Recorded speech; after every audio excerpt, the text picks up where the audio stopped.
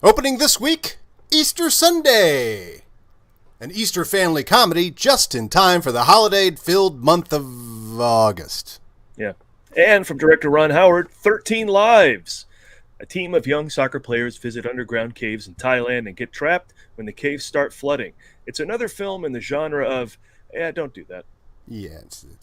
And finally, Bullet Train.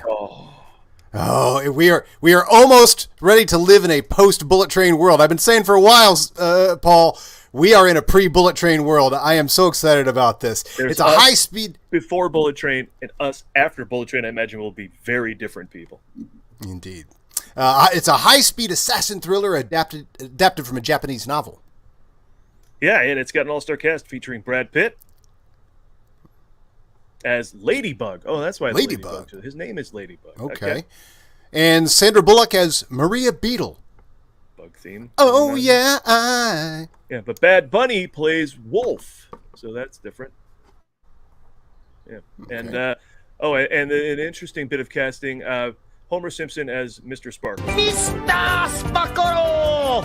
Uno yo besto! Wahoo! We can hope. It takes place in Japan. Anyway, it's Monday Movie Nonsense.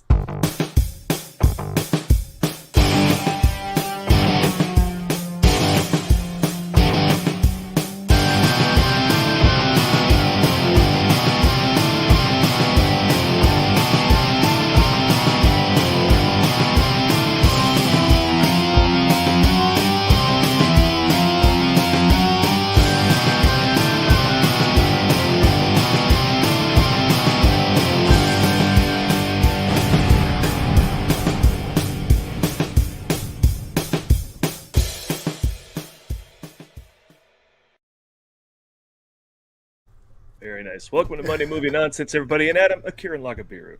Akira Lagabiru to you, Paul. Yes, and what the hell?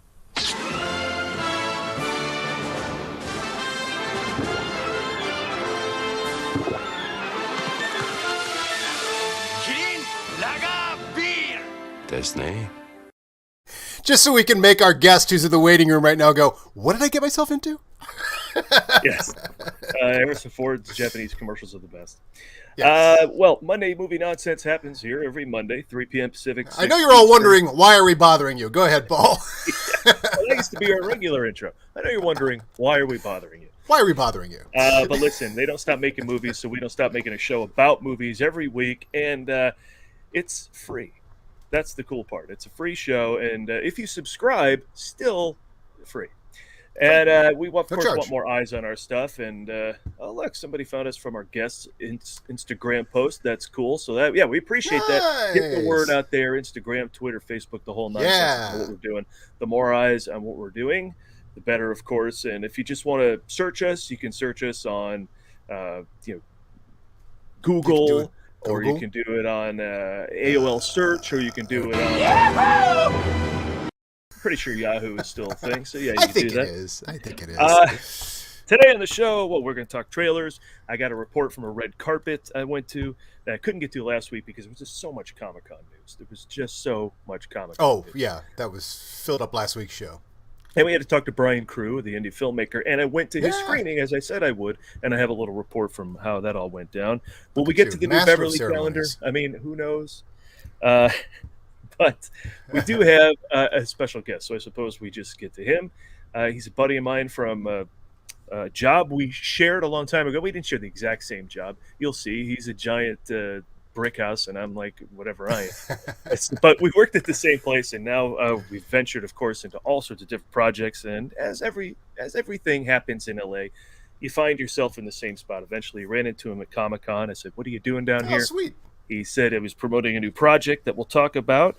And so let's not mess around any further and bring on Kevin Porter. Hey, how are you? Ta-da. Wow. What's funny is I know there's no studio audience, but I was expecting applause. I was expecting something. You've got so many effects going on. I was expecting some type of fake applause. But what? There you go. That's something. Yeah. We should pull the old ladies clapping from we should. You're Monty right. Python's Flying Circus. Yeah. of all of the, I'm going down the drops here, and I'm like, you're right. We have no applause. I think we have, and there was much rejoicing. There we go.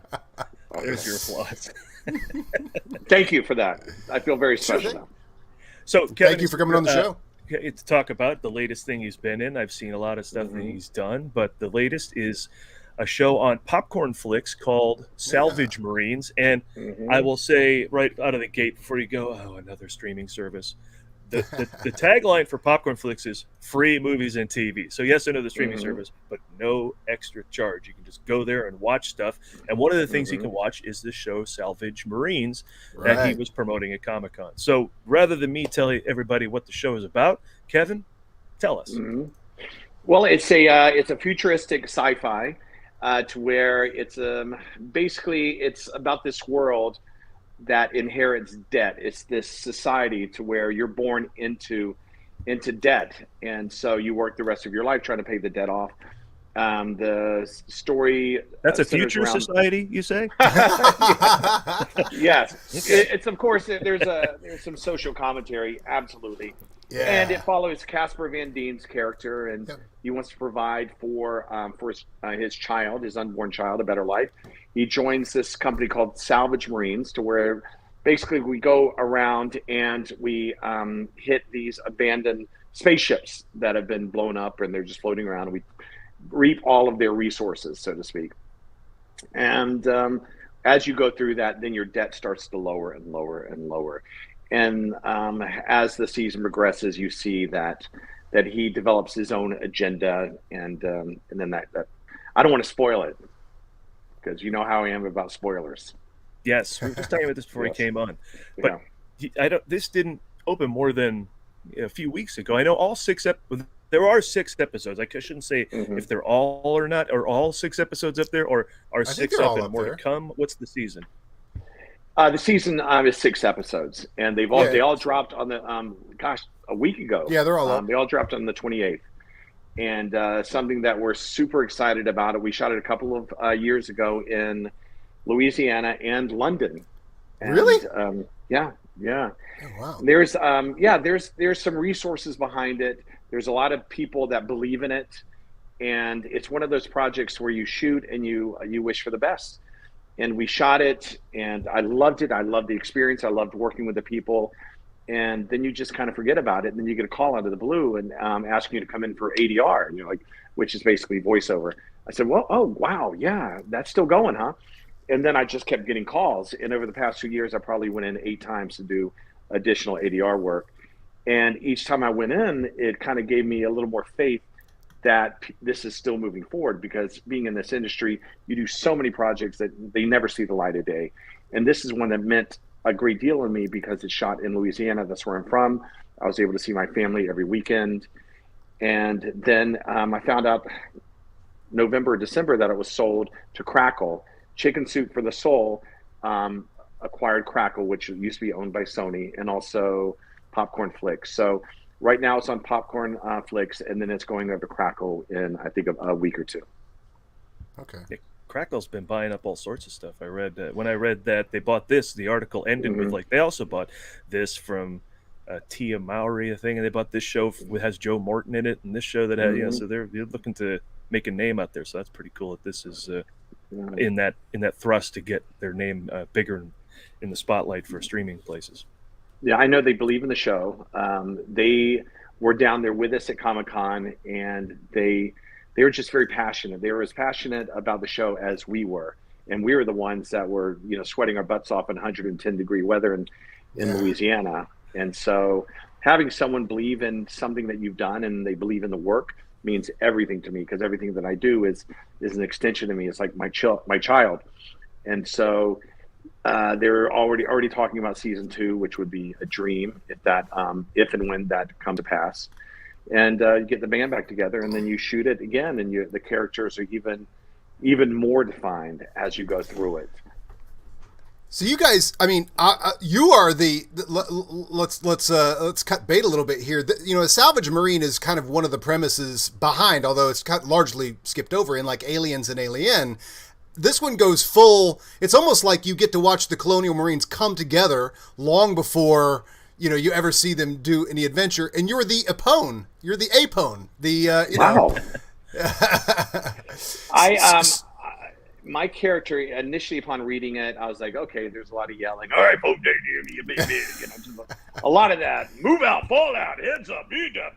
You got a great voice for it, man. And can I just say, my personal favorite is I guarantee it.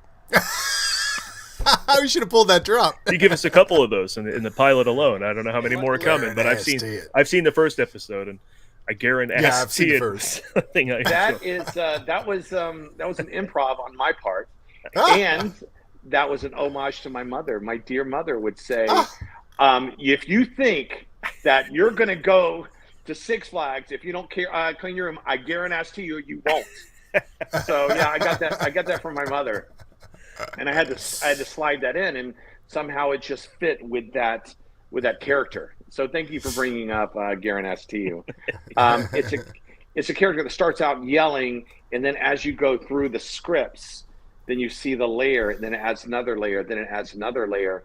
And then by episode 6, you see the compassion. And I have so many wonderful scenes with Casper, just about how much this character does care about his troops and his soldiers, and cares about the people and bringing together and fighting the establishment. I have a great scene with Armand Asante, to where I just go at it with him in a way that I never thought I would. I'm a huge fan of him.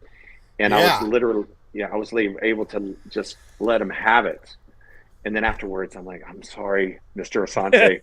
I'm so sorry. Because he's looking at me like, do I know this guy? Do I owe him money? But, mission accomplished then, acting-wise. I was acting. Yeah. Genius. Yeah. Well, that's what's fun, too, is like Armand Asante. I mean, some of these like, I like the original Judge Dredd. Obviously, I like a lot of stuff he did. But like in terms of being a sci-fi royalty, Casper Van Dien obviously is sci-fi royalty from Starship Troopers. So I just get a kick out of seeing, I'm like, why aren't these people in more things that are along the lines of the things I love that they've been in also, So that's fun. Yeah. That had, that had a large part on why Casper accepted this role. He's also an executive producer. And so I think that the writers, Raphael and Sean Michael, took it and kind of morphed it into something that is his sweet spot, which is the Starship Troopers. Yeah. 25 years since Starship Troopers came out. But I will tell you. Yeah. But he's jacked. That Casper he's in great shape. I mean, good Lord. Yeah. I think he's got a couple years on me, and he is... Like, you yell at him all you want. I'd like to see the two of you throw down. I mean, I don't know if it happens eventually. Okay. Hold on. Hey, hold on. 5'8". He's 5'8". He's 5'8". Okay. He's a jacked 5'8", but he's 5'8". Okay. So let's not go overboard. No, I am kidding, because I'm sure that he could scrap, but he's 5'8". Yeah. Yes. You're like a foot taller, right? You know what's funny is I know he's going to watch this, so I hope he's laughing, because he's probably like 5'10", and he can scrap, and so, but I know he's going to watch this.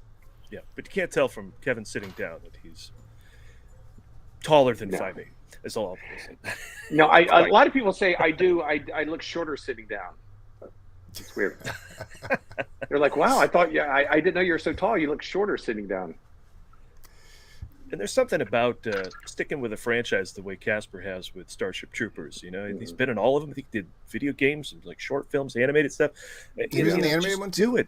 I think so. I was scrolling through his IMDb, and of course, he's in Sleepy Hollow as well, and he's done a bunch of TV and stuff. Right, yeah. But it was cool to see that he just stuck with it, because I'm an avid Howard Stern listener, and he always talks about how John Heder. He's like, where'd John Heder go? Make more Napoleon Dynamite. How make more Napoleon Dynamites. Why avoid it? I think he wanted to not be associated with Napoleon. And he's like, just do that forever. You'll work forever. And so Van Dien just going, I'm a Starship Troopers guy, and I look. And you know why?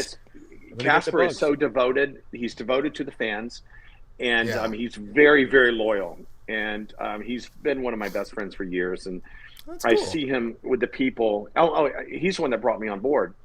And that's great. He loves the fans, and he's very loyal to them. He's loyal to the people that made him. So we could be out at dinner, and someone will walk up, and suddenly we cease to exist, and he gives everything to the fan that comes up. And I love that. That's awesome. Love that. Mm-hmm.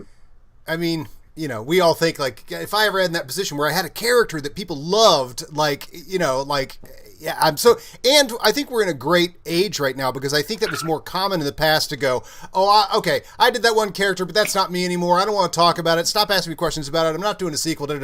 Now we're literally in an era where Ewan McGregor returns to, you know, to play Obi-Wan. That just would have never happened, you know, 10 years ago. But that's really cool. 23 years later, he is Obi-Wan again. It's great. Yeah. Yeah. So here's Traitor of Mars. So I believe that's the Starship Troopers animated there. We did the voice of Pico. Yeah, he's great. Well, you said this was shot in Louisiana, so I assume that's a lot of the training. So again, watching just the pilot's fun to watch because it takes you right into the second episode, which I have to go watch now because like at the very end of it, it's like, all right, now everything's going down. We're about to go on a first mission. Kind of get rushed into a first mission. Right. And so, but in that first episode is a whole lot of training. That looked like Louisiana. Am I right about that? Yeah, it was Louisiana. It was hot, and it was so much fun. Guys, I will tell you that going back and watching work that you've done two and a half years ago is just surreal, because then I'm watching it, and literally I watched it right here. And I'm watching where I was in my life 2.5 years ago, what was going on, you know, in my life, and what was my mindset. And it was literally like going back in time, and how I delivered it, and the choices that I made, and the choices that you make in acting are representative of where you are at that point in life and your interpretation of that. It was a beautiful thing to watch, because I'm like, oh my gosh, I don't know if I would have made that choice now, because I'm not where I was then. From the opening to where they run off of the shuttle, and I'm just in their faces and yelling, and I was just giggling. I had so much fun just watching that, because I'd totally forgotten about that scene. I'd totally forgotten how much fun that was. And then immediately, and that right there, that scene, to my opening scene where I'm like yelling at him, that was like on our 13th hour or 14th hour or 15th hour. It was boiling hot. They had huge fans on the soundstage. It was late. They were bringing in they're bringing in pizzas for meal breaks, because we're like on a meal penalty and all of this. But we just kept going. We had so much fun. And I think of that. I think of the band of people that came together that said, no, let's keep going. We're on a roll here, because we had the option, like, you want to pick this up tomorrow? To a man, we all said, no, let's keep on going. Let's keep shooting, because we knew that we had something really good. We had the energy going on. And it was Elle and Sierra, Casper, Peter, Jenny, everyone was in it.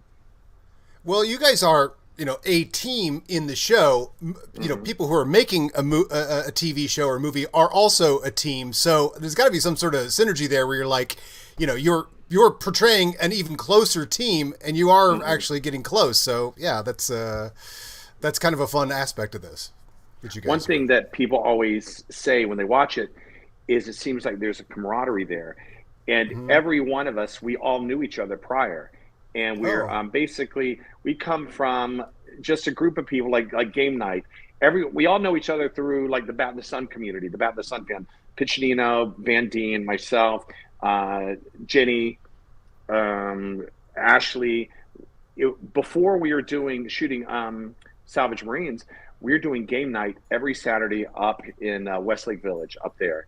And they're like, hey, do you want to be a part of a TV show? We're like, yeah, absolutely. No, okay, you'll be this, you'll be that, you'll be this. We were all handpicked. None of us had to audition, because they were very. We'd all worked together previously. This is like my fifth project I've worked on with Casper, and so the camaraderie, you know, went from Los Angeles straight out to Louisiana, and it's so visible. It's visible on set, and it's visible on the screen. But you didn't have. It sounds like, or did I miss it in there? The real life Arlie Ermy, like, get the actor. All right, actors, put down your cosmetics and your breakfast. We're getting into, do for real boot camp on you guys. I've heard that a couple times, and that's like, wow, huge compliment. But no, I think everyone was on the same page. We knew that it was an uphill battle, because we didn't have, the budget of the big boys. So everything that we did rested in the performances, rested in the nuance, in the small frames, and the dialogue, and the relationships. The show lives on the relationships that we have, and that's where we had to focus, and we had to come in prepared, and ready to give everything that we had. And that doesn't mean just physically, but that means emotionally, because when you go through the episodes, you'll see that the most important thing are the relationships between the characters. The explosions and the ships and the lasers, that's fine, but you truly care about the characters, and that's what I'm most proud of. Yeah, it's like a classic Western in a way of like there's a mission that they are brought together for a reason, but a lot of it is about sitting around the fire moments or the, you know, playing cards or, you know, that sort of stuff. Yeah, there's a lot of good moments like that. And you guys do have a good chemistry, actually, yeah. Yeah. They're about to head into, at the end of this first episode, a ship that has scavengers on it. And it just feels like, okay, then the next episode, oh, there's a planet with a whole bunch of blank on it. Oh, and the next one, there's a big, you know, building that's been taken over by blah blah blah. And so yeah, you kind of just run these scenarios and adventures, you know, for as long as the show, the network will have you. Absolutely, and hopefully there'll be new worlds to conquer for season 2. I love the second. Oh, sorry, I was going to post this pic, Casper. Oh, I love that. I love that. Yes. Right. Oh wow. He's aging well, very well. Oh. Hell yeah. You say you don't have budget, or not as big budget, but that's a pretty sharp looking outfit he's got to be a salvage marine. Being on location and everything for the most part was practical in Louisiana. I don't know how they found these locations. Which is amazing, right? Because it looks like a futuristic buildings and futuristic hallways, and yeah, I wondered how much of that was practical, but all of it. I guess 100% of it. It's and they crazy. found these old abandoned factories out literally in the woods of Louisiana that had been all overgrown with vines and vegetation. And I would walk in, and I'm thinking, this is the greatest job that anyone could ever imagine, because I'm wearing that gear, and I'm making that face, and I'm looking around going, this is so incredible, because I don't feel like I'm on Earth. And all that is just an old abandoned factory, and there's a bunch of them. And so we would shoot at one day, one at the other. They look completely different. They look it looks futuristic and also overgrown, post-apocalyptic. Yeah, location people and the producers, you know, really did well with that, because I was wondering how you found this much stuff. I didn't think it was practical, frankly. It's literally right off the side of the road. You're driving, you look over, you're like, well, damn, look at that. That's where we shot yesterday. It's crazy. Baton Rouge. My father was a paratrooper at Fort Bragg as well. I was responding to the screen there. Mm-hmm. Oh, wait, for you, Adam? You real? Yeah. Oh, no kidding? My dad. Oh, wow. Yeah, my dad was a paratrooper at Fort Bragg, Green Beret. As Adam's referring to some text on the screen here, some Daniel who's watching said that your character brought back so many memories when he was a paratrooper at Fort Bragg. So yeah, well done. Can those be good memories? Or like so many memories of a guy yelling at me. My dad will tell you stories all day long about Fort Bragg, at various missions they had to go on, various things, and you know, everything that went wrong, and all the things he did wrong, and the number of push-ups he had to do for it, all that sort of stuff. Wow. Yeah. It's always much more fun to yell at people and have them do the push-ups. And I like that there's a chant. It reminds me of what's the line in Battlestar Galactica? They say, Oh, it's for killing me. But anyway, your phrase is strength and honor or something. This is the job. This is what we signed up. This is what we signed up for. Let's see it through. But of course, it's very sad because not everyone's signing up because they're all gun-ho about it. People are desperate, much like our main character. Mm-hmm. It seems like this is a job, and it's all I got. There's a line in there, and this will be a. This is a spoiler. But I had this great scene with Casper towards the end, and I'm talking to him, and I'm talking to him as a contemporary, as an equal. It's the first time we've really had that conversation, because I've always been up here, then I've trained him, and I tell him, Casper, Sam, I know why you're fighting, and sometimes because he's fighting for his child, he's fighting for his wife, he's fighting to provide a better life to them, but if he's dead, then it's not a better life. And I said, sometimes it's about more than the job. And that to me summed everything up, because then suddenly you got Marsters, who's kind of deviating slightly on drinking the Kool-Aid, saying, wait a second, it's about the individual. It's about a better standard of life for everyone. And I love that line so much. It was written by Raphael Jordan. And sometimes it's about more than the job. Because whenever we're going, this is a job, it's just drink the Kool-Aid, brainwash. This is what you do. Don't question. Move forward. And for my character, who was born into this, 9 generations, my character's family has been a part of the Salvage Marines. For him to say sometimes it's about more than the job, that's a big deal. Yeah, you're in the opposite arc from a lot of the rest of the soldiers in that way, because they are forced into servitude. They have to find a reason for it, for themselves, but obviously for their families and everything. But you have the opposite arc. Yeah. What I'm seeking is a form of unionization, someone to protect the soldiers against the corporations. Yeah. And so you're not a corporate heel necessarily, because you're all about the troops, I will tell you, I think I started off as a sledgehammer and I ended up as a scalpel, meaning I was a blunt force instrument that was pounding. And then as I grew to care about Sam, care about Peter, care about Jada, then suddenly I said, wait a second, there has to be a better way. And the better way is fair treatment and representation.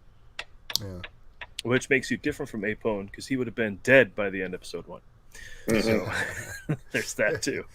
But I do love these tropes. Like the idea of the salvage crew to begin with is something that is just discarded as almost immediately in Alien and Aliens. And yet you're like, no, that's a really good idea for a thing that they don't even do anything with. So I think it's such a great idea. It's such a great title for the show, in fact, because I love that premise. Mm-hmm. And I think anywhere where Armand Asante is yelling at you, everywhere you go. Certainly a depiction of a hellish dystopian future landscape. Yeah, great dystopia.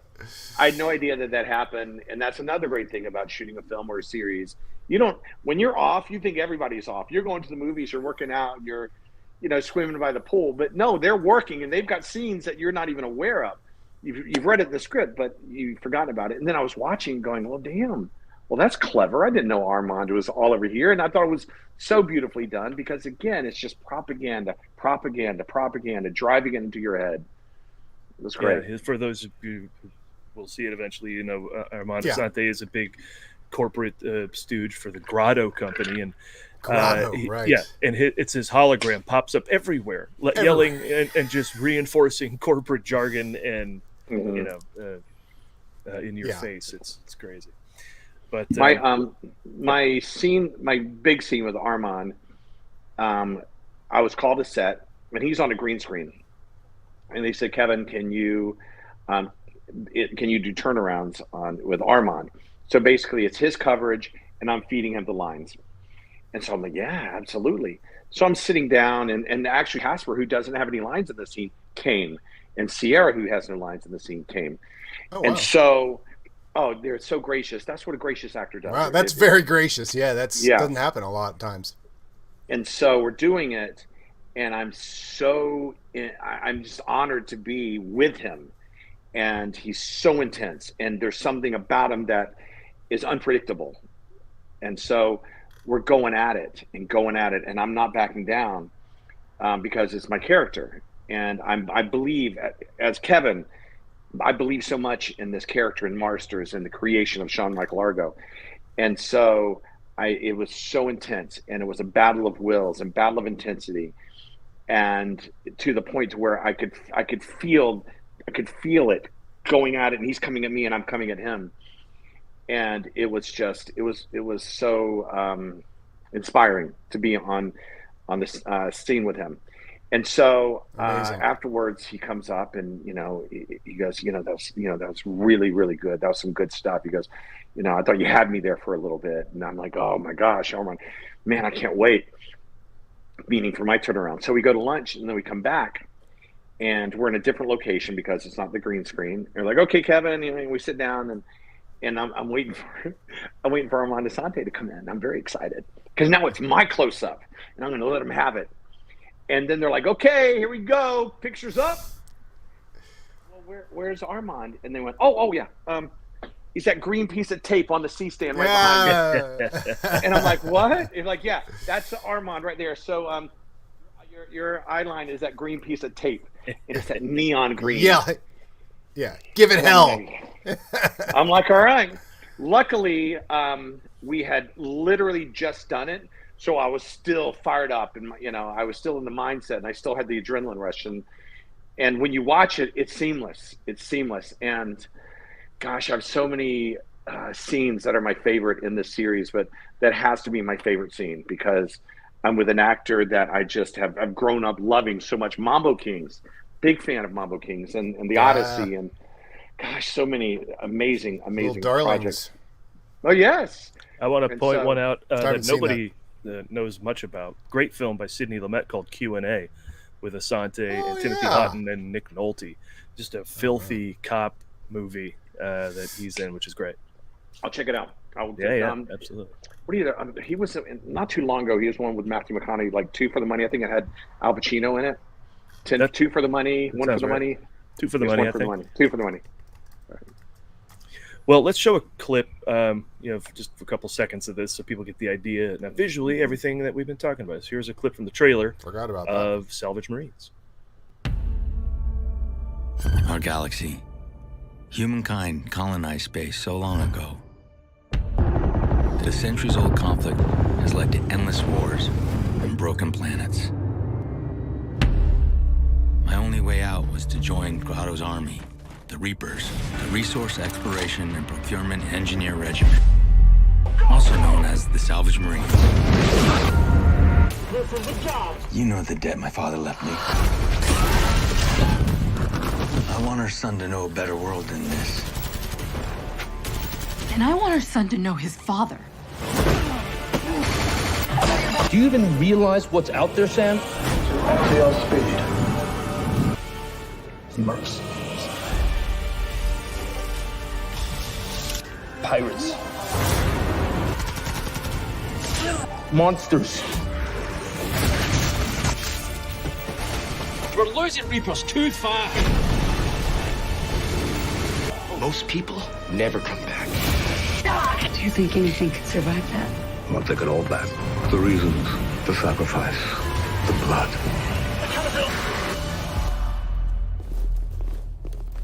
Did we just commit a war crime? Yeah. I was going to show a second. I would play a little longer because it's got a lot of cool stuff in there. Hopefully, we don't get a copyright strike. Anyway, we had to show the people the thing so people can go watch. Makes me want to see it again. There you go. I tell you, they had me at Resource Exploration Procurement Engineer Regimen. It is, William. Yeah. I forget that every single time when they ask me, what does Reaper mean? Resource Exploration. I forget every single time. It's like, what are the 3 Ds or the 5 Ds in Dodgeball? I always forget those two. Five Ds of what? Dodgeball. Oh, Dodgeball. Okay. Well, this makes me want to move on to other parts of your career. So check out, again, right now, all 6 episodes are up on PopcornFlix. If you don't have it on your Roku or Apple TV, it's downloadable. So just search for PopcornFlix, download it, watch a show. Doesn't cost you a dime. So that's always good. Because I tell you, I can't do all there's too many streaming services for me to, I'm going to pay, next thing you know, what I was paying for cable, which is why I don't have cable anymore. So I only have a select few streaming services, but any that are free, I throw them right in the mix. So I've had that on there for a while. I have watched movies on there. So, one last thing before we duck out of Salvage Marines. Any special Comic-Con memories for that? I knew there was a panel of sorts, and I saw they did some interviews. Yeah, it was a reunion because, interestingly, we haven't all seen each other. We haven't all been together since Louisiana, or Louisiana, and then they brought 5 of us to London. But as an entire group, it's been almost 3 years, 2.5 years since we've all been together. So that, to me, was the number one takeaway, was just the reunion of just dear friends celebrating the work that we're so proud of. And that's what it was. It was a celebration, and the fact that the people from Crackle and PopcornFlix were so gung-ho about the show, and just the celebration, and the dinners and the parties, and the panel was great, and the panel was packed. And I could tell that people just had this passion and this love for the genre, and also the people that were involved. It was a great convention experience. Cool. And you got in and out of the shoot before COVID. right? So that was, let's not even gloss over Yeah, that. yeah. And then they did. yeah. They must have done post during Post the was right in the heart of COVID. Yeah. Yeah, Wow. but they got it done. Mhm. All right, so let's go back a bit. Okay. One of the other things I've seen you do, because these fan films have taken off online, and every once in a while I notice, hey, there's Kevin. He's playing Batman again. Yeah. So you've got this long history of playing Batman, and This is the greatest. You mentioned them earlier, Yeah. Bat in the Sun Productions. So how did you come across working with them, and what are the sort of projects that you guys have done so folks can go find them online? What's interesting, I'll start now and work backwards. Aaron and Sean Chonky are not two of my best friends. They are my two best friends. And we met each other about 19 years ago at Comic-Con 2003. And I was working for Warner Brothers and DC Comics as their live appearance Batman. I was cast back in it was an interesting gig, and this will transition into Universal in a bit. It's on there. Oh yeah, we're going to talk about that. And so I answered an ad looking for actors to play Batman for live appearances, Macy's Thanksgiving Day Parade, store openings, mall appearances, whatever. And I'm like, so cool. I want to do that. I went there, ended up getting cast, and that's great. And so I'm doing an appearance down at the Warner Brothers booth in San Diego in 2003. And Aaron and Sean come up. They've got Bat in the Sun shirts on. I was slightly familiar with their work. We ended up meeting afterwards, and from that point on, I believed in them, because it was just literally a father and son, and all they had was they had passion, and they had vision, they had integrity, and I wanted to be a part of whatever they were doing because I believed in them as people and as artists. And the last thing I wanted to do was, dress up as Batman and run around and flap my cape like Adam West. But I knew that if I aligned myself with them, I would be proud of the work that we're doing, and I absolutely was. And if there's one single decision that I've made in my career that has paid the most dividends, it is aligning myself with these artists, because not only are, again, they my best friends, they have produced the work that I'm most proud of anything that I've done, and I've been blessed to have done a lot of things. But when you look back at City of Scars, Batman Vader, Batman Killmonger, Dying is Easy, it's just I can put my entire demo reel just from the Bat in the Sun work. Did you say Batman versus Darth Vader? Oracle, I'm approaching Superman's location.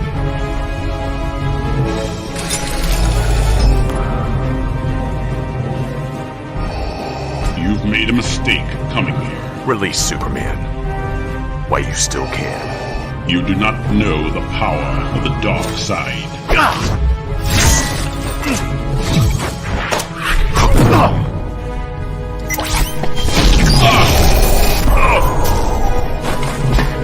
I'll take my science over your magic any day. I love this so much. So much. You cut out before the lightsabers. I know, I did. I always worry about playing too much of a clip, for copyright, whatever. Never to play too much Batman Vader, ever. That's true. It is. We shot that 6 years ago. Yeah. Wait a second. 8 years ago. We shot that 8 years ago. We shot that in 2014, and it never gets old.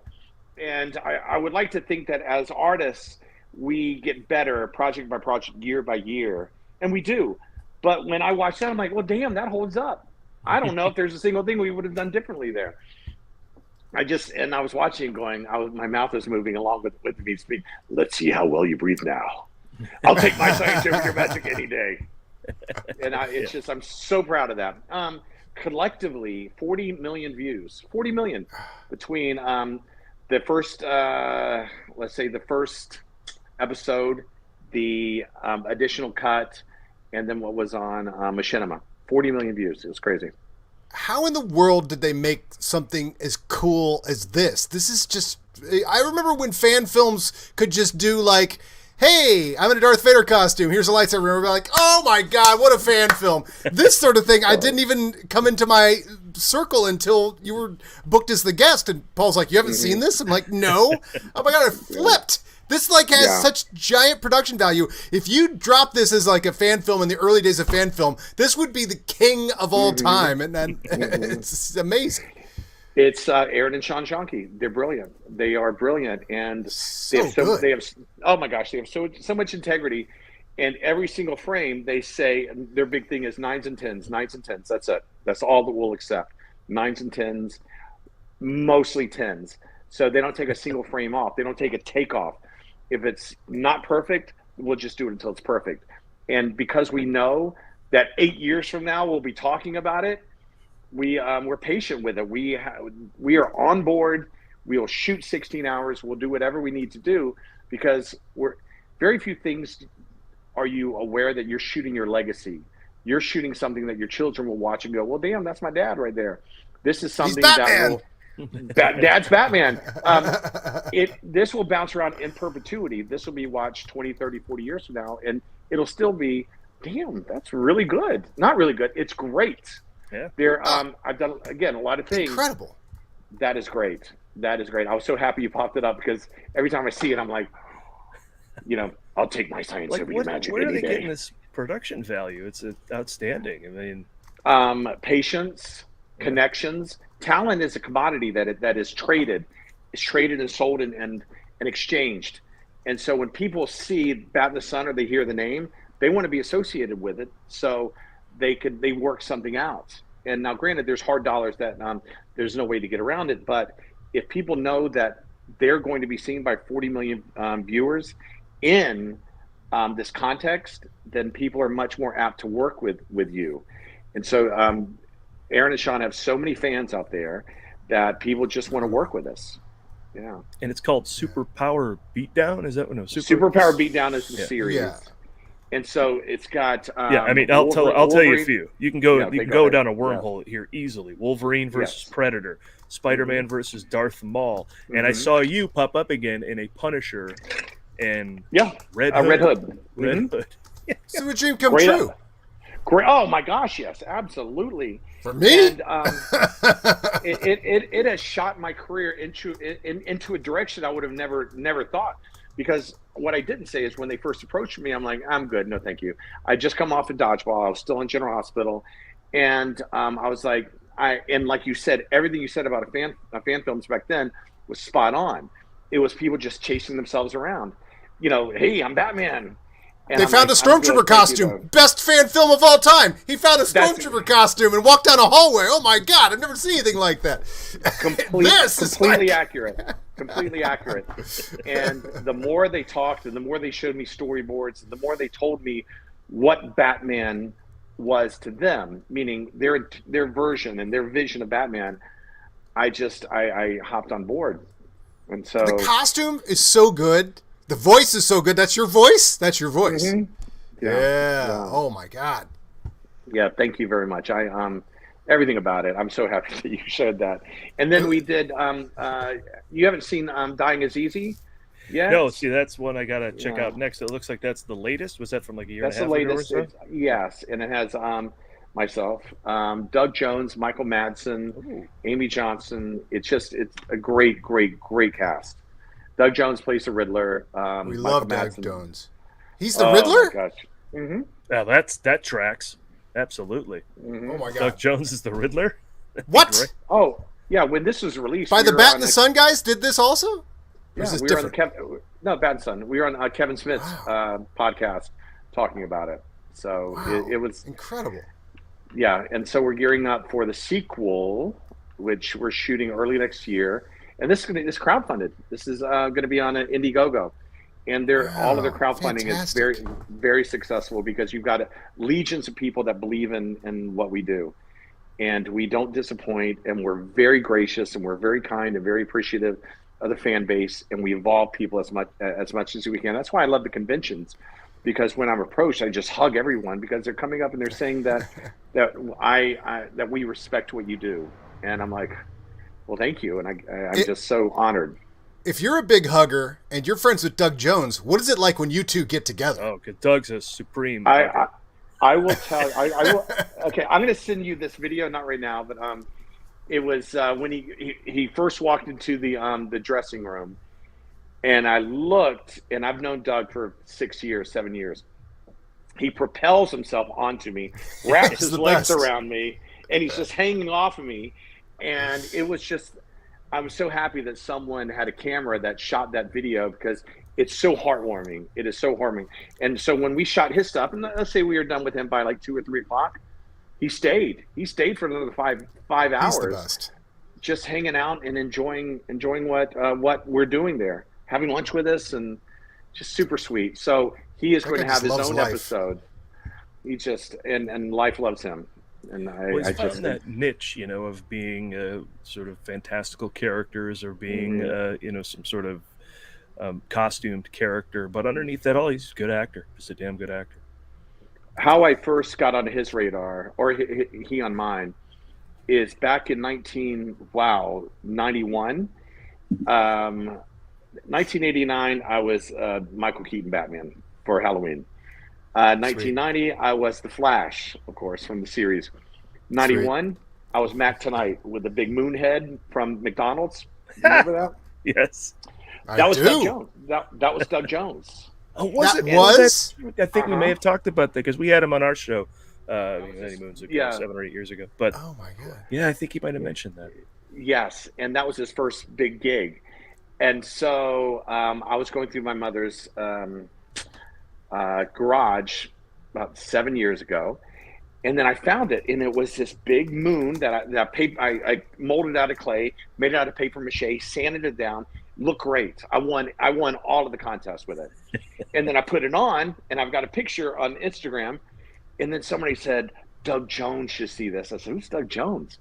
I'm like, oh my goodness, that's this. And Doug reached out and said, love your work. And he was also familiar with the Bat in the Sun stuff that I'd done at that point. And then met up at lunch at NoHo Diner on Magnolia, and have been friends ever since. That's an amazing piece of trivia that he was Mac Tonight. I don't know if a lot of people remember that. That was a big, huge ad campaign. I say that sounds familiar, yeah, but it was massive. Now, you've mentioned this a couple times, but you, of course, were in Dodgeball. You were sneering behind Ben Stiller's character. Oh, look at that. Oh, look at that guy. No one could sneer like me. I'm a sneerer. Yes, Dodgeball. Another seminal moment in your life when you choose correctly. And that's a project I chose correctly, because I almost didn't take that one either. It's crazy. And so I've been very blessed. Yeah, I've been blessed to have made good decisions, because when I was first approached, it was a stunt role. I was doing a play up in Granada Hills, and we had just done the read through, and I'm very committed to theater, and I just love doing theater. My agent said, hey, let's do it's a Ben Stiller project. You will be playing one of his henchmen. They're auditioning stunt guys and professional athletes. So I said, okay. And I auditioned and ended up getting it, but I didn't know what it was going to be. And I almost turned it down. And my agent said, I think that would be a really bad idea. And I said, well, let me talk to the director of the play. And if he gives me his blessing, then I'll back away and then allow him to recast. And the director said, yeah, if it's a good, do you think it's going to be a good opportunity? I said, honestly, I don't know. And I ended up doing it, having the time of my life, meeting the friends that I'll have for the rest of my life. And then having this cultural, hit that just never goes away. I'm so blessed. Because people go, were you laser in Dodgeball? And I'm like, yes, I was. And I'm one. Huh? Who else was on the Globo Gym team? You had Missy Pyle, right? Missy Pyle. You had Brandon Mullally, who played Blazer, and you may know him from Mr. Deeds. He's been in a multitude of others. Jamal Duff, who played Michelle. Rusty Joyner, who played Blade, and of course, what's that guy's name? Ben Miller. Stiller. He's a director. Stiller. Yeah. I think he'll do well. Do well. I just started Severance. I've watched episode 1 of that as well recently too. I mean, after Escape from Dannemora, I don't know if you saw that on Showtime, but that Stiller's got some insane directing chops in any genre, and so Severance is great so far. Yeah, I'm enjoying it. I'm probably 4 or 5 episodes in. So Good show. So Dodgeball ended up basically changing my life just by me making the decision to turn left when I could have turned right, and I had no idea that it was going to be the movie that it is. It's bigger now than it was then. Every Halloween, I'll just get tagged of people that are basically cosplaying as Purple Cobras and dressing up, and it's just. And then we definitely Missy, Jamal, Brandon, myself, sometimes Rusty. We get together, every year, a couple times a year, and just have dinner and just catch up. Wonderful, great people. That's awesome. That was Vince Vaughn's foray into a Bill Murray role, as far as I'm concerned, right? Because he tries very, very, very little and wins everything. That's always what Bill Murray did in Stripes or Ghostbusters or whatever. It's like, what's the minimal amount of effort I can exert and still win everything? It was quite an experience working with Vince as well. Super, super nice guy. Well, on a smaller scale, the thing you talk about, making a choice and then reaping these great rewards from it. On a smaller scale, it didn't involve a film or anything, but in 2003, I was kind of kicking around LA. I didn't know what to do with myself. I'm in shows or whatnot, and I saw an ad to audition for the Blues Brothers show at Universal, and I said, I'm in my 30s. I don't know if I want to be in a theme park show, but it's the Blues Brothers. Like, the music is really good. The dancing is right about a level I can achieve. I'm not Belushi, I'm Aykroyd, which is just kind of bouncing around. And of course, that led to a 17-year career there, and it led to me meeting people at City Walk, where eventually I started hosting premieres, and then I started doing production up there, and then I started my own production company. And so now with that production company, I'm starting this tour, and I've got one little choice in 03 blossoms into all these things that now make up my life. And so here's Brad Masters chiming in. Kevin's come a long way from being the Scorpion King and Marvel characters at Universal. Love it. And that is true, and that's definitely something I wanted to get to talk about today, and that is how we met. So once upon a time, the Marvel characters, before Disney purchased Marvel, were licensed by Universal, but not any film characters, if I'm not mistaken. It was simply the comic book versions of all the characters, in which you played one of the characters, correct? Yeah, absolutely. I was Captain America. Actually, I was a few characters, but Captain America was my main one. And what's funny is, if you are familiar with my Captain America and you watch Monsters, same character. Hey, folks, how you doing? Good to see you, Captain America. Hey. All right, stand down as you were. That means go away. Fall out. Hey. It's my stick. It's like a Foghorn Leghorn. That's my shtick. Foghorn Leghorn as Captain America. I say, drop and give me 20. I said, boy. My theme park experience is one that I downplayed initially in my career because I didn't really know if it would help my career or not. It's kind of, you remember Andre Gordon? Oh, yeah. He was Nutty Professor. And All rise. Yeah. Oh, yeah. That's. He used to say that any room he entered. All rise. As soon as you walked in. All sometimes rise. he'd just go out the other door, and you're thinking, should I get up? And so, when I look back, I look at the experiences that I had, which is basically complete and utter immersive experience of theater, 100% improv. You can never drop. And basically you have to be at a 10 on intensity the entire time. And so there's everything that I learned from Universal. I also worked at Disney. I was cast as Tarzan at Disneyland for the movie back in 1999, which is crazy. And then around 2000, I went into a Universal audition out of the blue. I went to audition as Captain America, and then Michael Laughlin. Do you remember Michael Laughlin? Oh yes. Michael Laughlin comes out for all those shows. Yeah, and he goes, Kevin Porter, yeah, and he calls me and he goes, we don't have Captain America. This is before they had Captain America. They had Spider-Man, but not Captain America. And I'm like, okay. And they said, would you mind coming back because we are casting for the Scorpion King? And I'm like, sure, I could do that. Come back, get cast as the Scorpion King, which was a dream. And then they brought the Marvels in, and then I transitioned over to the Marvels, and I was there until 2008. Shirtless characters. I was going to say Tarzan, Scorpion King. It's a lot of pressure. Kevin's pretty ripped, so in case you're wondering. That was a loincloth and a long wig. Mondays, Tuesdays, and Thursdays, and then I would go to Disney, and I'd be in a loincloth and a long wig on the other days. I kid you not, same exact character.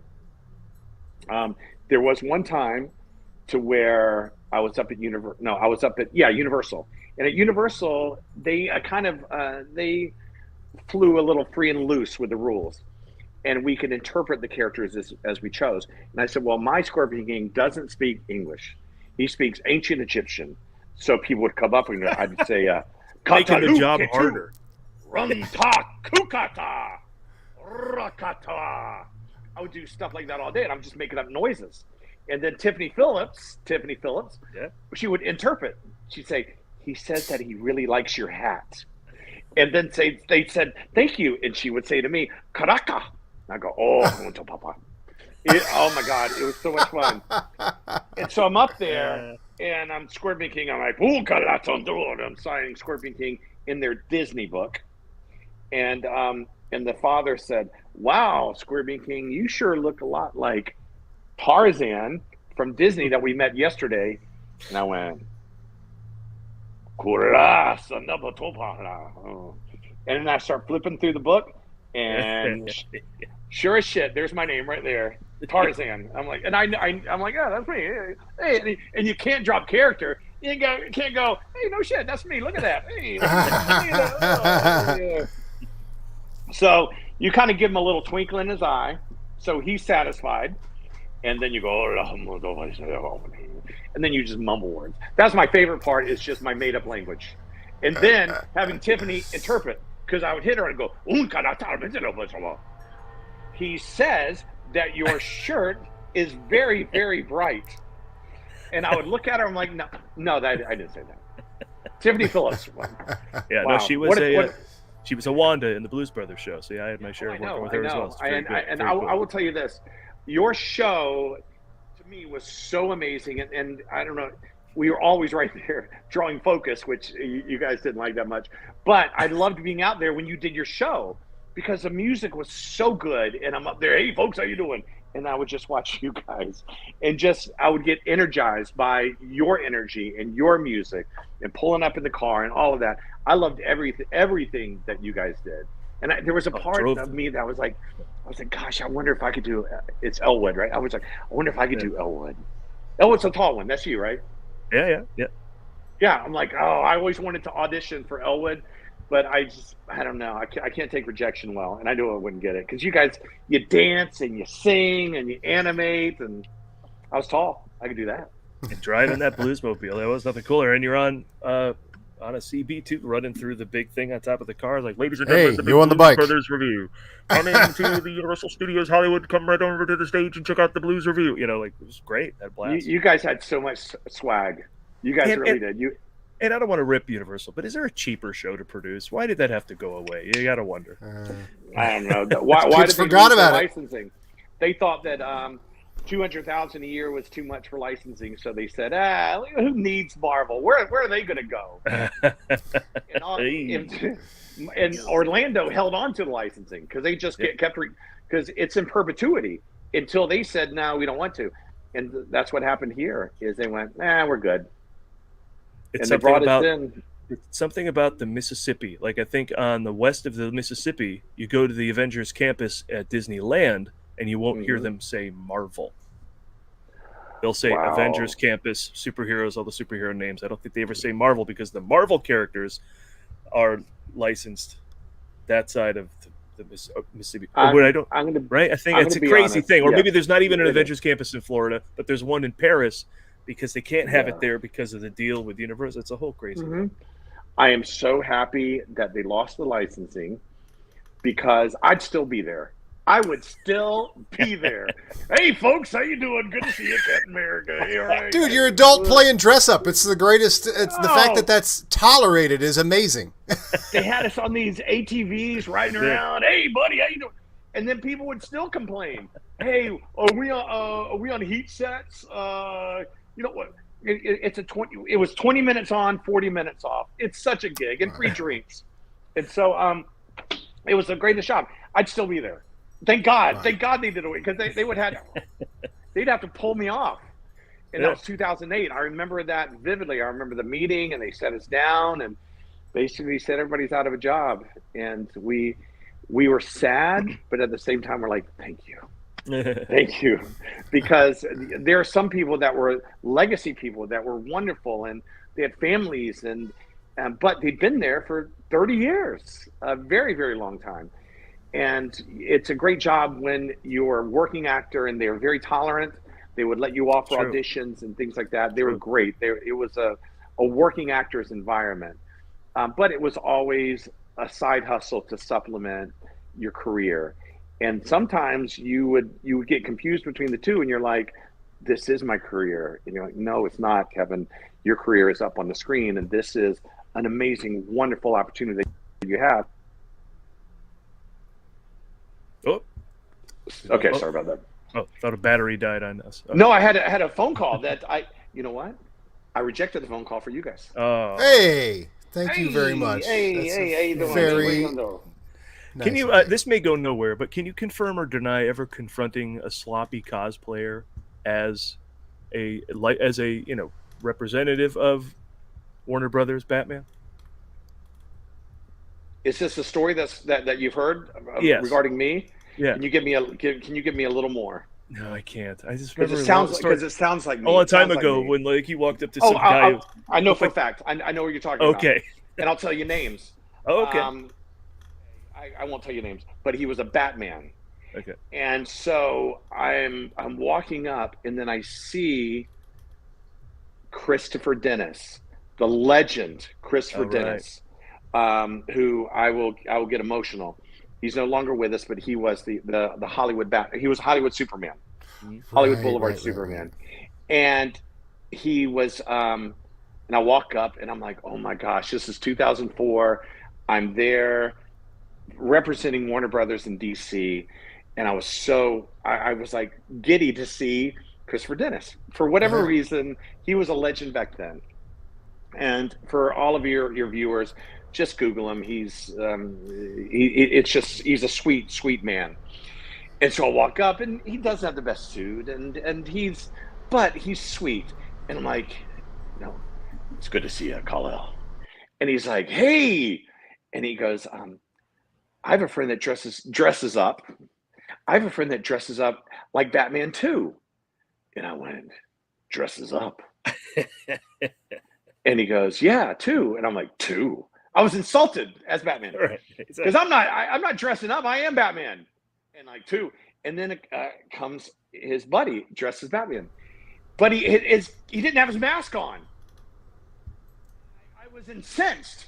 And the suit I had was like it was like a Jim Lee Hush suit. It was a great suit. And I go, nice. So where's your cowl? And he goes, whoo, man, that's hot. I said, yeah, I know. Put it on. There are children here. And he went,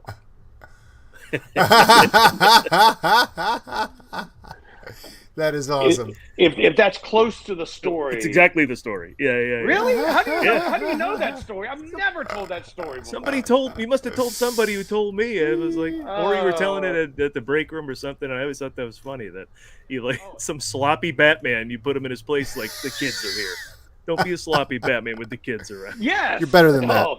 It was great because whenever I'm in character and my training definitely from Disney and Universal, but definitely from Disney, character integrity is paramount. Character integrity is number one. And for you not to feel like an idiot, for you not to feel like a schlub that's made some really poor decisions and should still be in Jacksonville, Florida, you have to believe you're the character. Because if you don't, you're like, kiddo-key. I'm an idiot in a suit. And so that can never happen. So my focus, my character integrity is everything. And you also have to protect the brand. And that's what driven into you, definitely Disney, and then Universal and Warner Brothers and DC. And so I never break character on set, ever. There's one time that I was Tarzan, and my father came into the park. Okay, and my father, very conservative Southern man, never seen me in any other character or anything. I knew they were coming into the park, so I'm coming down the treehouse, and I'm, and I've got my wig on and my spear, and I'm into it, and then I run right into my dad, and he stands there and he looks at me, looks straight down. I'm in a loincloth at my bare feet, looks up and goes, "Not how he raised you." And he made that noise. And you know what he says? This is what I paid all that money for your education for. That's and that's all he does. And then I'm like, oh. And then I'm Kevin, and I'm not just Kevin. I'm like 14-year-old Kevin. And then I'm naked. And I'm surrounded. It's your worst nightmare, and I'm surrounded by all of these people. They're just, they're all looking. Hey, can you sign this? Sign this? Sign this? And I felt like a fraud. I dropped character. My father threw me off, and I'm just Kevin, and I'm embarrassed, and I'm like, guys, what have I done with my life? Yes, I need to go. I need to go home. I need to write out my goals again. So as a character, you never, ever, ever can drop character for the integrity of that character and also for your own sanity. You have to believe it 100%. And whenever I'm Batman, and whenever and I don't do it for live appearances, but on set, even on set, you have to believe 100% you're Batman. You just have to, or you will go insane. And then whenever I saw someone that I was so mad at him for not having his cowl on. And then I'm like, and this guy calls you Batman? Put your cowl on. There are children here. I love Batman fighting for justice in character representation. Always. Thanks for bringing that up. I haven't thought about that since. I'm still shocked that, especially someone like a Captain Jack Sparrow, who's down there, all sloppy, across from El Capitan. You'd think Disney IP lawyers would be all over that, right? But they get to just walk around and be sloppy, and it's fun to hear that you put one in their place. Yeah, I will tell you that the second that I got here to Universal and Disney, and I came, and I was all about what we did, what you and I did. And then I would go there. Do you remember Hamburger Hamlet used to be open right on Universal? I used to go to him. Yes, exactly. Oh, no, you're right. On Hollywood Boulevard. Hollywood. And it did have that big mural from Raiders. And so I would watch through a window all of the Hollywood Boulevard characters, and I was just fascinated. And some of them I would go, okay, he's good. Oh, she's great. Ooh. There was this one guy I walked by. This is maybe a year or two ago. There's a Darth Vader, and he had his helmet off. And again, it's still insensitive. So I picked up my phone. I went to take a picture of him, and he goes, "Hey, that's $5." And I took a picture of him from behind. I looked back, and I said, You give the characters a bad name. Like I'm this 78-year-old woman shaking my broom at them. Shaming Vader. You give characters a bad name. Who are you? That's hilarious. But I am still fascinated with the characters on, and you can tell the ones that love what they do, and it is a source of income, and then you can tell the ones that are, if they're not doing that, then they're just doing something else. All it means to them is just a way to make $72 or however much they make. Chris Dennis was one of the good ones. There are a few really, really good ones. Yeah, Optimus Prime is a commitment. It is a commitment. I've seen the costumes in his thing here. They look amazing. Oh, and they've got the voice box. They got the whole thing, huh? Wow. Oh, and they're on stilts. Very impressive. Very incredible. Yes. Well, that's all I wanted to cover for everything, including Salvage Marines and Hill Ground. An hour and 10 minutes we got going here. But you want to stick around and talk about some other stuff? Let's do it. I'm here. Was it 4:11? We usually go to about 4:30. So we got movies that we've seen. Paul, hold on. Yes. You forgot one thing. Did I? You forgot to play this clip. You underestimated me. I underestimate nothing.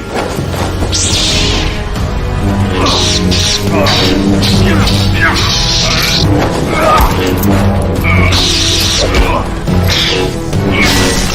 cannot win. Come on! Who's cooler than Gold! I am? Who's the Gold! right now? Underestimate nothing. Gold! Oh, it's so good. Oh my gosh. That is gold. And that will last forever. I've got that. I've done that 8 years ago, still paying dividends. Wow. Yeah. Makes me excited about the stuff that we're doing now, and that 8 years from now I'll go, that's me.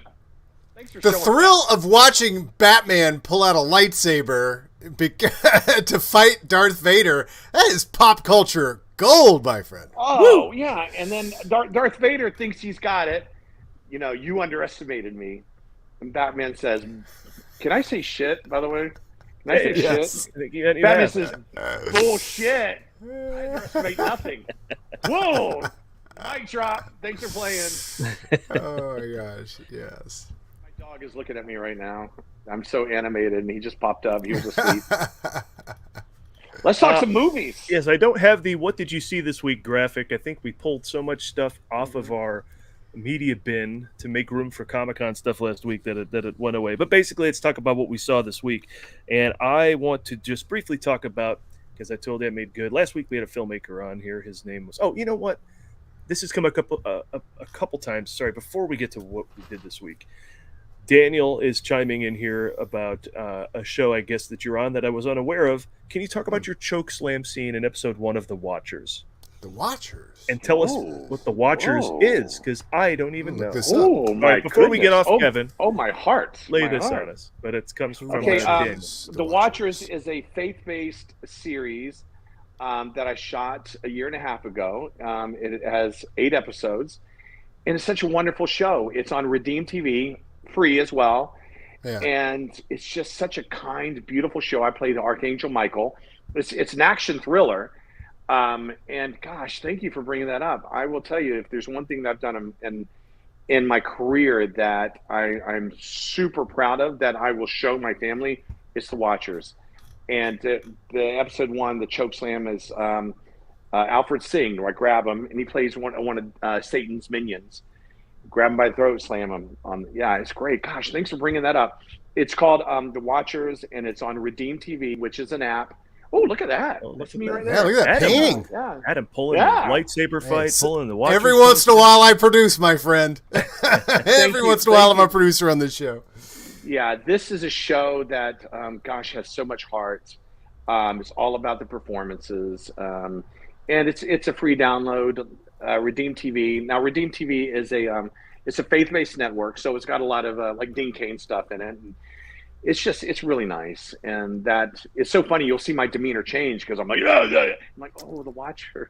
It's true. Bring the family. It means so much to me. Which is not your demeanor right here. Doesn't look like your character is like, oh, The Watcher. No, it's funny. It's You got the Kubrick scowl going on. My version of Michael the Archangel is pretty much a badass.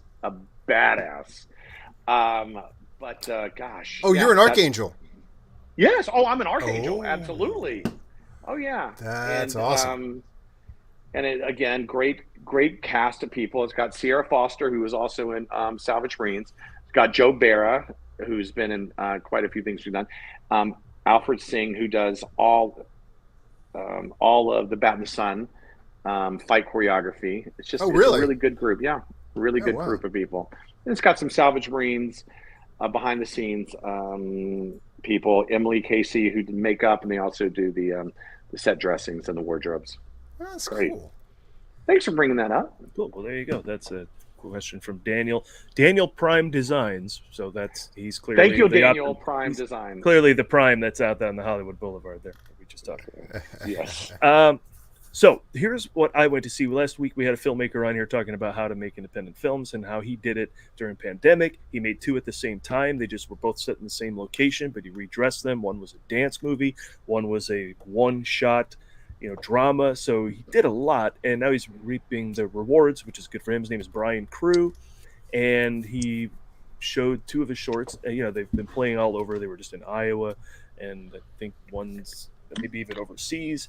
But when it came to LA, I wanted to go out and support them, so I went to the LA Shorts International Film Festival at the NoHo 7 last Wednesday, and there's all the filmmakers from the specific block. They sell tickets for a block, and like in 2 hours you see 8 to 10 shorts or something. Love like that. This was 7. This was 7 shorts. And Brian got to speak after his. That's him there holding the mic, just about center. Cool. And then posed with the Cabaseo team out front. That's the dance short. They were posing nice, and then they moved right when I took the picture. So Brian's like, great candid pic. I'm like, you were posed a second before. I just got the camera out slowly. But anyway, that's them. And, it's good to see film festivals back in general. But the interesting thing is, and I felt like a homer talking to him afterwards. I'm like, I think yours is the best. Yours was the best that night. And he's like, well, what do you mean? Well, It's interesting about shorts. There's always one thing that kind of just sets it off kilter for me from being great. Like there was one where I thought a couple of the actors were either poor or poorly directed. There was another where they told this whole cool story, and at the end they kind of slapped a PSA on the end of it, so it kind of felt more like a PSA than a film. Like, if you know someone who's domestically abused, call them. Like, I get that. Maybe tuck that in the credits. I don't know if I'm a jerk, but it felt like then more of a PSA than a short film. There was another one where the editing was all crazy, and I couldn't tell what was going on in a couple of scenes. And it's interesting because it reminded me right there and then that every movie you watch, you are now taking for granted how the director is guiding your eye through the cinematography and the editing, telling you what to watch, making sure that you see these things in this particular order to tell the story. Because when someone doesn't do it, it stands out and you go, whoa, I kind of didn't know that person stood up and was talking to this other person and hit the remote button that did this, and it was all disconnected. So there was a little piece of that. There was a little piece of like too much glibness in a scene that otherwise should have had this weight. And there was another scene that had all this cool stuff, and it ended right when it got interesting. But so congrats to Flat Earther. I thought it was the best of the bunch. But good news, that's cool. LA Shorts International Film Festival. They're good. all watchable, because I think we were talking about this with Brian last week. Sometimes you go to a film fest and you go, oh my God, what did they reject? But these were all like quality choices that were in there and made, they looked like movies. They didn't look, that's the thing too, where you can tell right away, this doesn't even look like a movie. This is just somebody screwing around. So, but congrats to him. That was fun. It was good to see him get up there and talk. And he's a good friend. So I was excited Movies to see rule. Shorts do something. Hey, speaking of which, yes, the Pragmatics, the film that Adam wrote based on an idea from 4 of us here at the Movie Guys that I directed, is now also in the Hollywood on the Tiber Film Awards. So that's exciting. Best Super Short Film. Best Super Short film. That's our it's what is it, 3 minutes? So it's under 5. They call it a super short. Hollywood on the Tiber. Is that a reference? It's in Rome. Oh, I see. So I was going to say. We won't be going to this screening like Brian. No, but I see. Stratford upon Avon, yeah. But that's 5. Now, Tybor, is that near Ivar? No. Tybor, what's his superpower? Is that a fountain? Fountain and Tybor? No. Didn't you play Tybor at Universal for a while as well? I played a lot. What?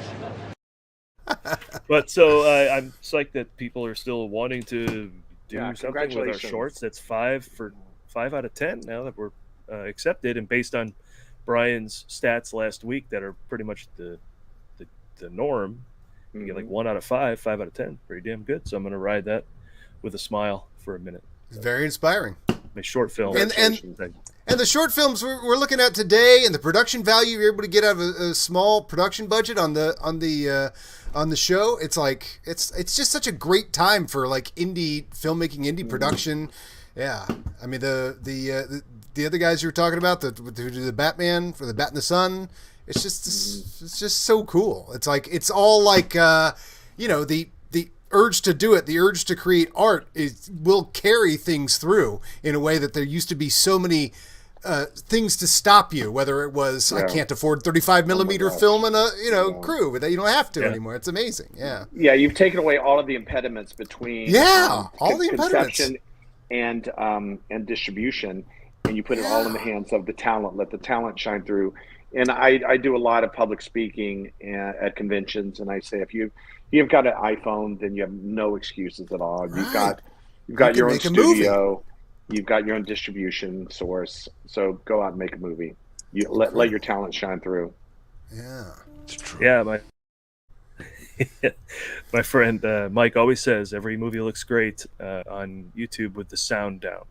So if you are going to put your efforts somewhere, put it into sound, because those iPhones, anyone can make a movie, but the focus on the audio and you can make something great. So that's the truth. That's an earmark for a poor production is poor quality sound. Right. Yeah. A bad looking image could be an artistic choice. Bad sound never is. Yes, but anybody? So what else does people want to bring up that they saw recently? Oh, wait, I have a beef actually.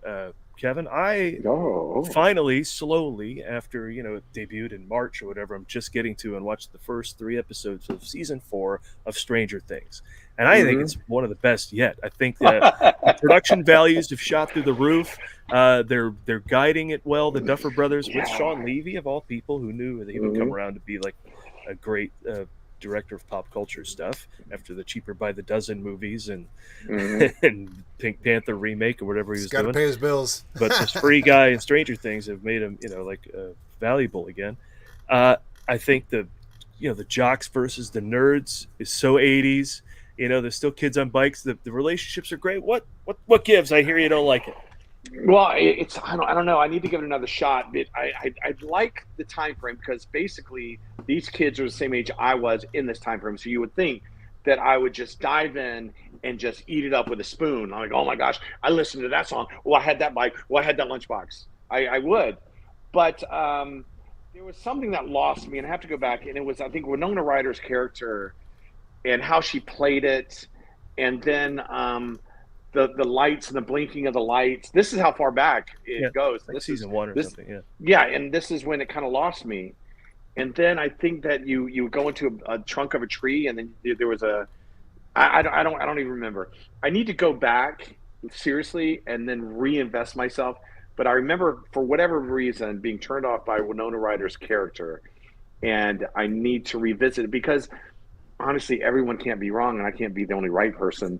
So I do admit that I'm wrong, and especially now that Gracie Van Dien is in this season. Is that right? Yeah, she plays the cheerleader, the mean cheerleader that gets killed. Okay, yeah, that's right out of season 1. Oh yeah, or right out of episode 1, I should say. Yeah. Yeah. And so I need to go back and watch it and reinvest myself because I am truly admitting that I am wrong. No, I mean, you're not the only one. Some people who were like charmed by their 80s nostalgia now are going back and finding it a cheapening or something. And it's like, not me. I think this is the best one yet. And they're killing kids. Like, it's heavy. Like you said, a teenager dies and then she's not the only one. A couple of them go and it's like, ooh, that's heavy. But the cool part is the villain in this one, the otherworldly villain, it's sort of has to do something perhaps with the Upside Down, but more than anything else, it seems like the kids are playing Dungeons and Dragons. It's all over the news that Dungeons and Dragons is this cult satanic thing, and I think that demon is from Dungeons and Dragons. Awesome. Vecna. And so he's come to kill all the kids. And that's amazing. He's targeting the ones that have issues. And so I haven't seen this season, nor did I see season 3. Yeah, well, season 3 has this crazy finale in the shopping mall that's just something else to behold. But sweet. I'm excited to watch it. Yeah. I think a buddy of mine was in season 3. He played the Russian or German aerobics instructor in a mall. I don't know. That's all I know. I didn't see the episode, but I was very proud of him. Yeah. Now, well, let's talk about something, though, that you did do that you must have enjoyed because this is a classic movie, but you went to a drive-in and saw Beverly Hills Cop. Now, I have to ask, how's the drive-in doing? I went to the drive-in all the time during the lockdown. Get the fuck out of here! Somebody else. But I have not gone recently, and I feel bad about that because I want the drive-in to thrive. How'd it go? Mm-hmm. Oh, it's great. It was right in the center of downtown Glendale, and it was in a huge parking lot. Well, wow. It's kind of a pop-up drive-in. I think I know the one you're talking about. I bet. Yeah, I saw right Central and Brand, in between Yeah. Central and Brand. Yep. And it's such an amazing experience. Wait, electric something. That's or other. exactly it. Yeah, it's electric. Near something. the In-N-Out Burger. Electric something or other. Yeah, and they're just it's a family-run organization, and you go there, and you know it has the nostalgia, but it's not exactly as it was when we were kids. When you know you had those big humps of grass, and you drive up on the hump, and you take the thing, and you put on the window of the car. But it's what we're going to get right now, and I loved every bit of it. And the funny story is, pull up, we have our Jersey Mikes, and we're eating our Jersey Mikes, and we're so excited. And then frame number 1 pops up, and it is "You're Busted," the song by Bob Seger, and it's got Brigitte Nielsen in it. I said, "This is Beverly Hills Cop 2." And then what? There, yeah, yes. And I pull up, and I'm like, "Yeah, this is the wrong movie." So I go up, and it's still playing. The credits are still playing, and I go, "Excuse me?" They're like, "Yeah," and I said, "You're playing the wrong movie." And they look, and like, "What are you talking about?" I said, "No, this is Beverly Hills Cop 2." Yeah. And they're like, "Well," I said, "Brigitte Nielsen was not in Beverly Hills Cop 1. She was in Beverly Hills Cop 2.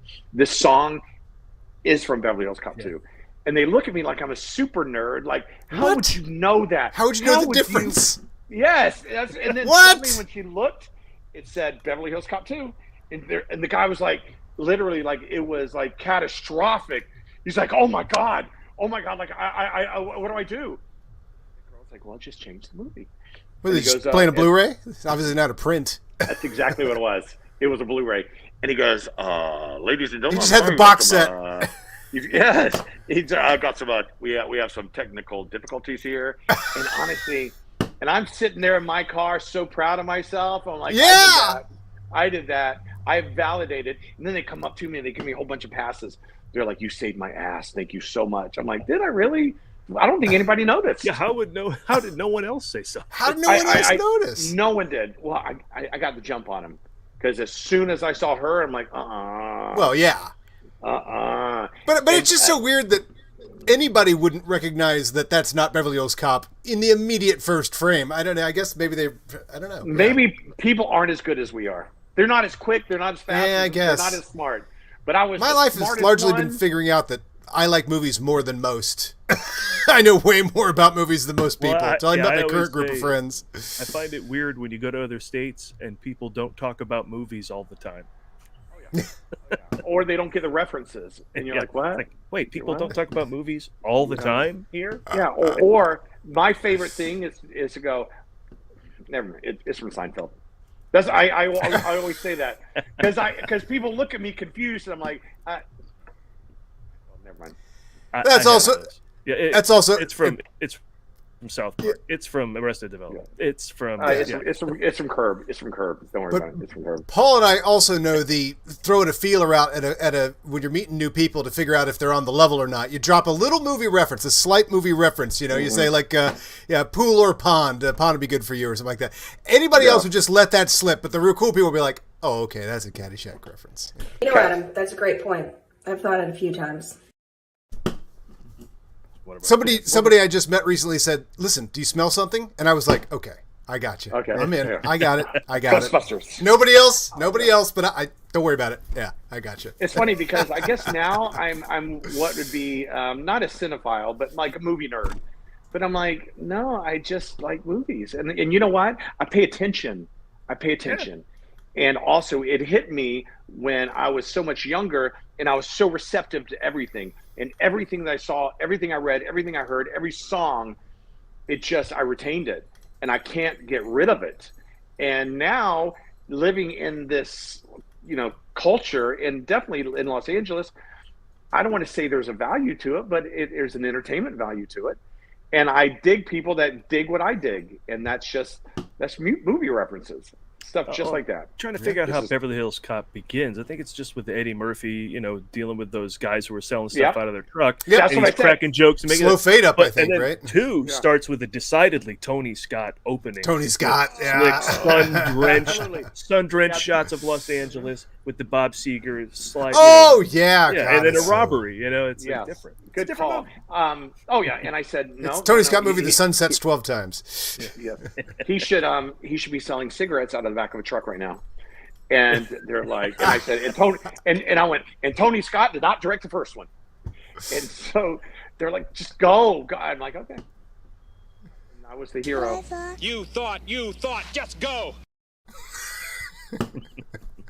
I don't need much. Can I plug one movie that I have coming up? It's called The Rising Six. It's a superhero movie directed by Christina Cooper, written by Dylan I Cross. insist. What is it called? It's called Rising Six, and it is a superhero film. And just on IMDb, you can and original IP, written by Dylan Cross, directed by Christina Cooper, who is an up and comer. She's just a badass. I've been wanting to work with her for so long because she's a badass hustler. She makes things happen, and so very excited about that because I asked her if I could pitch it and talk about it. She said absolutely. So keep an eye on that. We're going into production on that later this month. It's called Rising Six. There's a poster of it online. There is. I'll see if I can bring it up here. I'm gonna find it. I think it was on. They did a spread on it either on the Hollywood Reporter or something. Yeah. While Adam's looking for that, I'll also mention you did a film with James Caan that's finally going to get released now that he's passed. Oh my goodness gracious! Well, we shot, I would say, half of it about 6 years ago, and it's called Acre Beyond the Rye, and it was all of my scenes were with James Caan. I played his deputy, he played the sheriff, and it was such an experience working with someone like James Caan because he was cranky, but he was professional, and you couldn't have thin skin around him. He was just a badass, and I learned so much from him. And I was really affected when we lost him, a few weeks ago. And so I got a call from the producer saying, "Hey, now that he's gone, we're going to finish that film." I'm like, "What?" He's like, "Yeah, we're going to write it into there 6 years later." And I'm like, "All right, count me in." So we're going to South Carolina later this year, I think October, November, and finishing Acre Beyond the Rye. And it's got Lacey Chabert. It's got Lance Henriksen. It's got a good cast. It wasn't shot entirely? I thought it may have been shot, but didn't get compiled. Nope. Oh, wow. No, okay. We shot about half of it. And so they have to go in, rewrite, because it was one of those projects I talked about that just never saw the light of day. And now because of his passing, they're seeing new value in it, which is sad because they should have seen the value in it when he was still around. Yeah. Yeah. I mean, I think there was definitely a little piece of James Caan's character in Elf in James Caan. What are you doing? What is annoyed? Oh my god! You call them rough around the edges or whatever you call them. Can I tell just one quick James Caan story? I would demand. So we're shooting the scene, and my character comes in and says, Sheriff, I want to go out to the Johnson farm. I want to follow up on a lead that I got. And so I'm like, okay, and I got it. And I'm waiting for them to set up their shots. And I have this long walk down a hallway. And it's in an actual police station in Canton, Mississippi. So I'm sitting here. I'm looking around, just wasting time. And then I see the secretary. And I said, oh, can I have one of those little – it's one of those little peppermint red and white little pinwheels. I can have one of those? Sure, okay. So I'm eating it, just sucking on it. And then I hear, pictures up! And for whatever reason, I didn't think of taking it and then throwing it into the garbage can. I just start chewing on it really fast. And then I take a swig of water. Action! I still have the peppermint in my mouth when I'm walking. And then I'm like, Sheriff. And he's like, yeah. He goes, I said, I need to go to the Johnson farm. He's like, why? And I got to follow up on a lead. Piece of peppermint burning a hole into my esophagus. It was sticking right there on my skin, and it was just burning a hole from the inside out. And I felt everything closing up. And I'm like, yeah, I got to lead, and I'm not going to be able to. And I did the worst thing ever, and I've never done it before since. I'm like, I got to go follow up on it. And I started waving the camera off. And I went, and then and I heard the director go, cut? And I'm going to curse, and I apologize. Yeah. James Caan goes, what the fuck is wrong with you? And I'm like, I'm sorry. I got a little peppermint. And he goes, use it! You don't think that shit happens in real life? You don't eat peppermints in real life? Use that shit! He's yelling at me. And he goes, wow. He goes, you had a real moment and you blew it. That was the most honest I've ever seen you, and you fucked it up. Wow. I'm so sorry, Mr. Khan. He goes, he was so disgusted with me. He goes, next time you have a real moment happen on screen, you use it, because that shit is rare. I'm like, point taken. And from that point on, honestly, and I'm sorry about the language, but that was Mr. Khan, as I like to call him. Use it. I see your point. He was a wealth of information. There's one more shot, and the director goes, "Okay, one more for safety." He goes, "One more for safety." Cursing. What the fuck does that mean? And the first AD starts getting nervous. He's like, "Well, it's just just in case." He goes, "In case what?" "In case I fucked up. I didn't fuck up." His name for me was Big Dummy. Big Dummy didn't fuck up. Did somebody trip? Goes, did somebody trip over wire? Did you not focus right? Did somebody not hit? He goes, who fucked up? Why am I doing this again? Everybody starts looking down at the ground. I'm like, wow.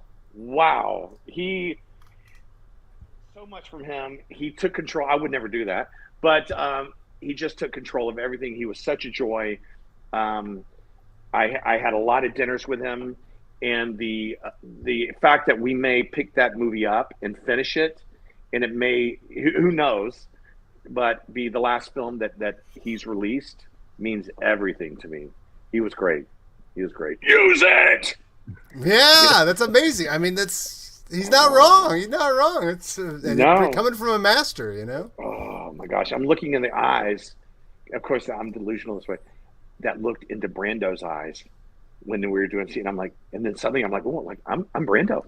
I'm like Brando. He's looking in my eyes the same way he looked in Brando's eyes.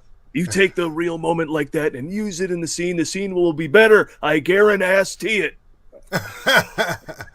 Bringing it back around. Bring it home. There were 7 boys from Texas rode off to fight a war. 1,000 miles to Richmond was where they headed for. Bud Burnett was their leader, the captain of this crew. The Indians made him orphan at the age of 2. I couldn't hear that. What did they say? It's the beginning of a movie called Journey to Shiloh with James Gunn. Journey to Shiloh. We do another podcast about Harrison Ford movies, and Harrison Ford, one of his early movies from the late 60s was this Journey to Shiloh Western. His third movie, I think. Yeah. With James Caan. Wow. And Caan came on the scene in Rio Bravo, right? Wasn't that his first movie, I think? So he started out in Westerns, then got to be known more as a gangster type. I'm 2 degrees of separation from Marlon Brando because of James Caan. There you go. Oh, wait, now, speaking of that, I know we're running late, but I have to play this video because I wanted to play it last week. Speaking of degrees of separation, I attended the closing night of Outfest here in LA, and it involved a film called They Them, which is coming to Peacock. I think it's actually, I'm wrong. It's called They/Them because it's a horror slasher movie, and it takes place at a gay conversion camp. And this was the closing night film from it's a great setting for a slasher movie. Well, it's certainly a new one. And if you wanted to close Outfest, there's your movie, like a genre that's not been, in the gay community yet, finally coming. But also, if you're talking about an other that is coming to attack, first of all, being killed at camp is a classic trope, but a gay conversion camp is a different twist on that. The idea of something other coming to kill the kids or whatever is great, but they, them is a new pronoun that is, right. I'm already getting super clever vibes off of this thing. Well, no surprise. It was written by, it stars Kevin Bacon, hence the idea of... also from Friday the 13th. Right, exactly. Coming back to the slasher. But, and that's what made me think of the separation thing. But, couldn't talk to him. I got on the red carpet and did some interviews. I want to play him for you real quick. It's about 5 minutes. But couldn't talk to Kevin Bacon because they do that thing where the big star comes about 15 minutes before the movie And he can't talk to everybody on the red carpet, so he talks to like the big three, whatever, Access Hollywood or whoever was there, and all the bloggers and stuff like me. At the end, we don't get the chance to talk to Kevin Bacon, but I did talk to John Logan. He wrote and directed this film. This is his directorial debut, and John Logan wrote Gladiator, The Aviator, The Last Samurai, Spectre, Skyfall, Star Trek Nemesis. Like the guys, so I was thrilled to talk to him. Awesome. And other folks in the cast, and I'll play you that video now. Kevin, you stick around. This will be about 5 minutes, and we'll talk about it. Absolutely. All right. Let's play the video, and I'll remove us all from the screen because it doesn't fill the whole screen. I'll remove us all and bring us back when it is done. Here we go.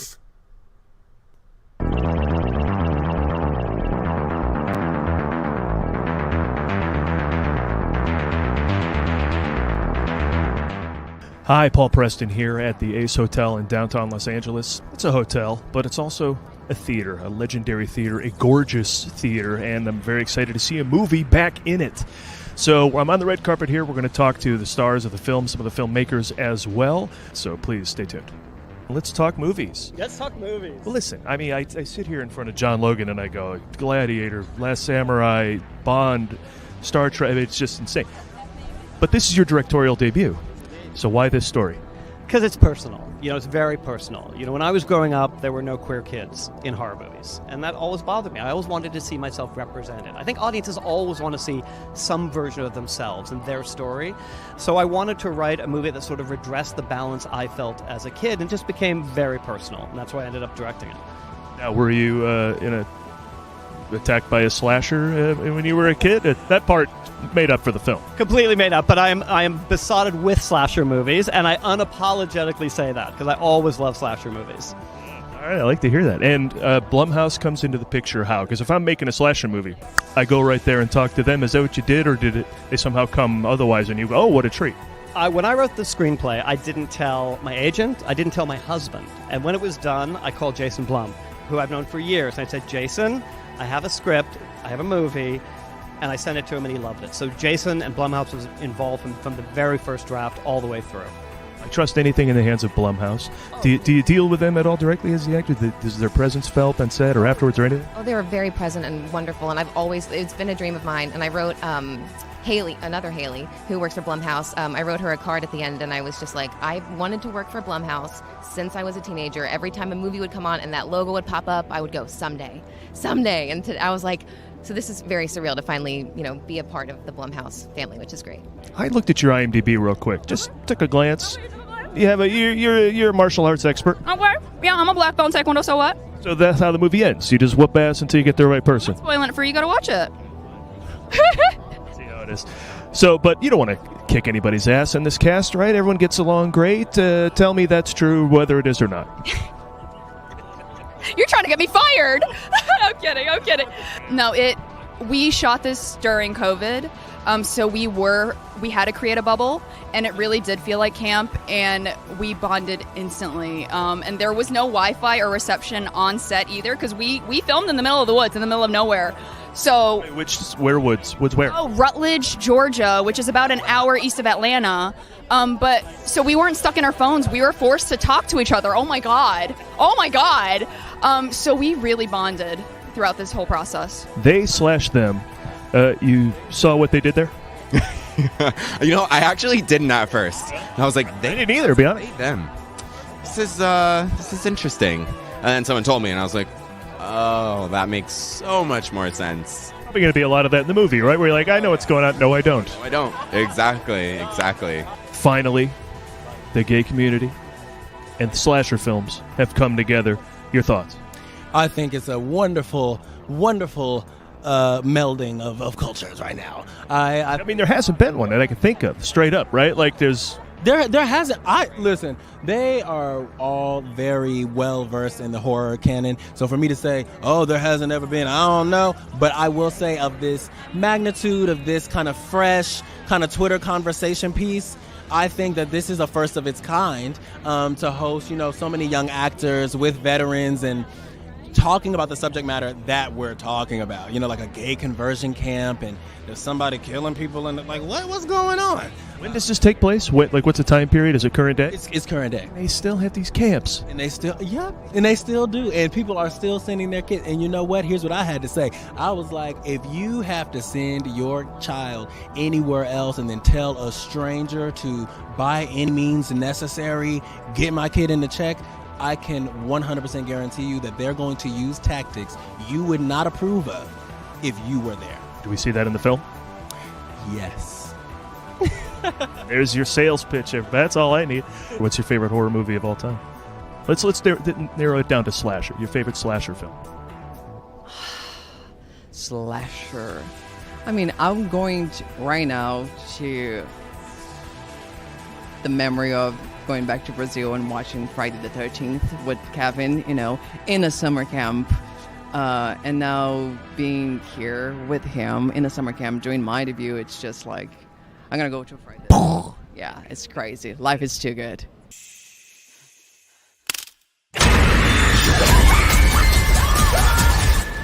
Just enjoy the sunshine and work on your tan. They/them. Streaming only on Peacock, August 5th.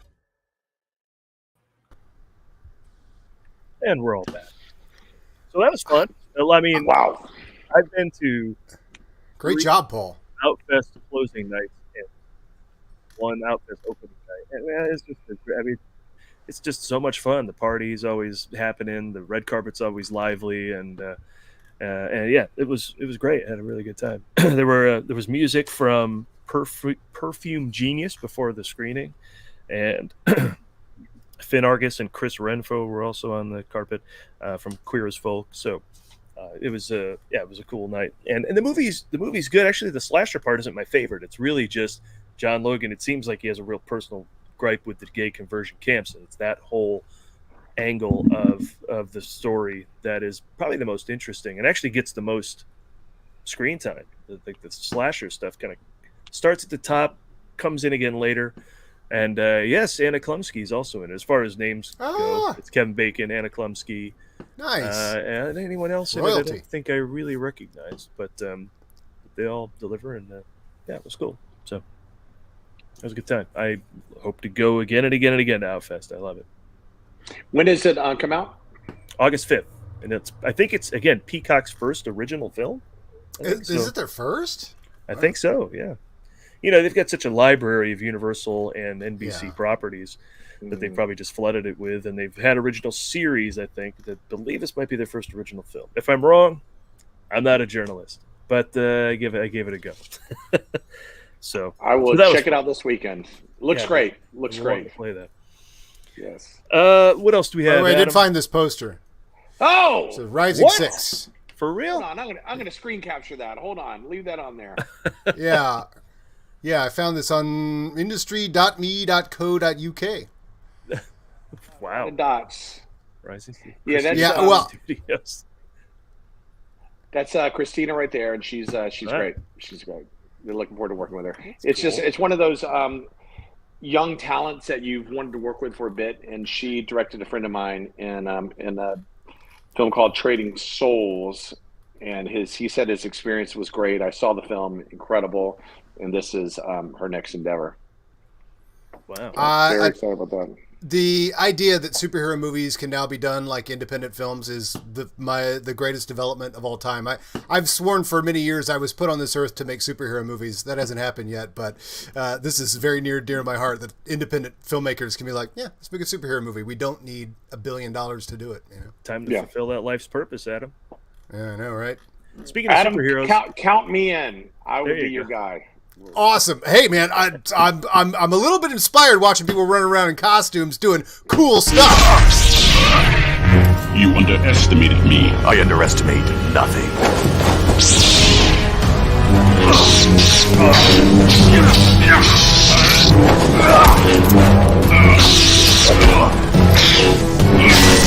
You cannot win. So cool. Never gets old. I was there. I remember every bit, but I can't believe that's me. Right? That's cool. That's a cool comment. Yeah, it's true. Speaking of movies that fuck, people love The Gray Man. What the hell's wrong with critics? I am such a fan of this movie, and I will prepare a document on why I love it so much, because I've been pegged down by a couple of our critic friends to be asked on Twitter conversations, oh, what did you like about it so much? And I had to kind of scramble and go, well, I kind of like, I went with more of the basic things I like about these type of hard-boiled movies, a little bit of a Mac Bolan vibe. And then the other night, I'm close to this bar called The Woods here, and I just stopped by for a drink because I was passing by, and The Gray Man was playing in the bar, and the bar was very unpopulated. I got me a cocktail. I just went in the back. I could have talked to all the people at the bar or whatever, but I'm like, feels like a COVID vector to me. I went to the back and I just sat and watched The Gray Man for an hour, and I'm like, I love this movie. And so I'm slowly figuring out why I truly love this movie, but it has there are so many good things in the movie. First of all, I think people are overlooking the dialogue and the ease of that sort of like hard-boiled type exchange. Like, everybody's very clever, and they even have lines like, I get it, you're glib, which is a very, very funny line. I get it, you're glib. But then the rest of the movie has that sort of like, the interaction and stuff is so good. And the number of things that are great in this movie that people have to overlook in order to say, haven't a hero looked for a computer chip before in a movie? I'm like, yeah, okay, that part, but I mean, you're overlooking so much. Anyway, my favorite thing about movies is that, and I think there are no bad movies practically, Paul. What do I always say? I think there are only 5 bad movies and one whose title I won't even mention. But the reason is we like movies because, oh god, well, trust me, I have banished it, but it does not exist. I'll tell you privately, but I won't say its name because then it'll suddenly start popping up everywhere. But movies are a lot of things. If you like photography, movies are a good place to watch some of that. If you like, sculpture, hey, check out the production design. If you like acting, go watch the actors. So movies are all these things. So for anybody to go, I didn't like the dialogue, therefore it's a bad movie. You're a terrible movie watcher is what you are. Because movies are a lot of things. A bunch of things can be off and the movie can still be great. Only one thing can be good sometimes and the movie can rock, I mean, for the action alone, The Gray Man rocks. And then throwing the great dialogue, and Ryan Gosling, who I haven't seen in a movie in 4 years.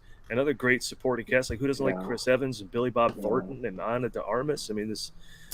and the Russo brothers, top-notch production design.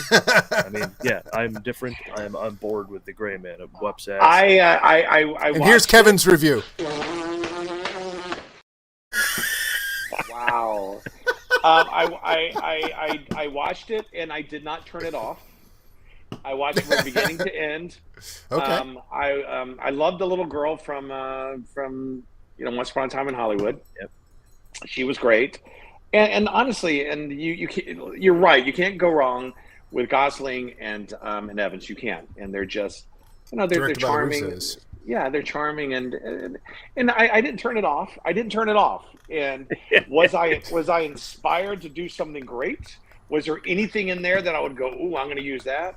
No, but I was entertained. It won't be a movie that's spoken of in 4 years. It won't be. But it's entertaining, and you can't go, well, no, people are going to use this in future movies because it's used everything from previous movies, and you can say that a lot about movies. Yeah. It was fine. It was entertaining. I saw it. I got it. I knew exactly what I was getting into. It did not disappoint, but also it didn't inspire by any stretch. I didn't cry. I didn't, I'm like, oh, goddamn, this is so freaking good. No, but it was good. It was okay. It was like a Bourne Identity movie-ish kind of. It was it'd been done a million times, and it had. I'm not shitting on it. I'm just saying, and I don't think that you put it up there. I can translate for you. I can translate. Yeah. Towel. What did that say? The sound was off. What did it say? Well, that's in Scrooged. He decides whether to send people on his mailing list a towel or VHS for Christmas. So that's always our thumbs up or thumbs down is towel or VHS. if you said, Kevin, give it a thumbs up or a thumbs down, I'd give it a thumbs up. Absolutely. Oh, because okay. I watched it all the way through. At no point did I go, this is shit. At no point at all. Gotcha. I would absolutely give it a thumbs up because I love every character. It was well written. It was well edited. The action scenes were great. But there was nothing to set it apart as one of the great ones. I don't know. And there are very few great ones. And I don't think you're saying it was one of the great ones. I entertain it. It sounds like I'm shitting on it, but I'm really not. Well, you will hear about it. Let's play a clip. Quieren lagar biro, kudasai.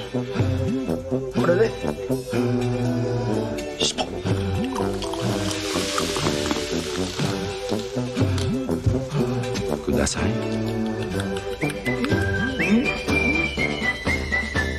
Quieren lagar biro, kudasai. Nani? Moderno.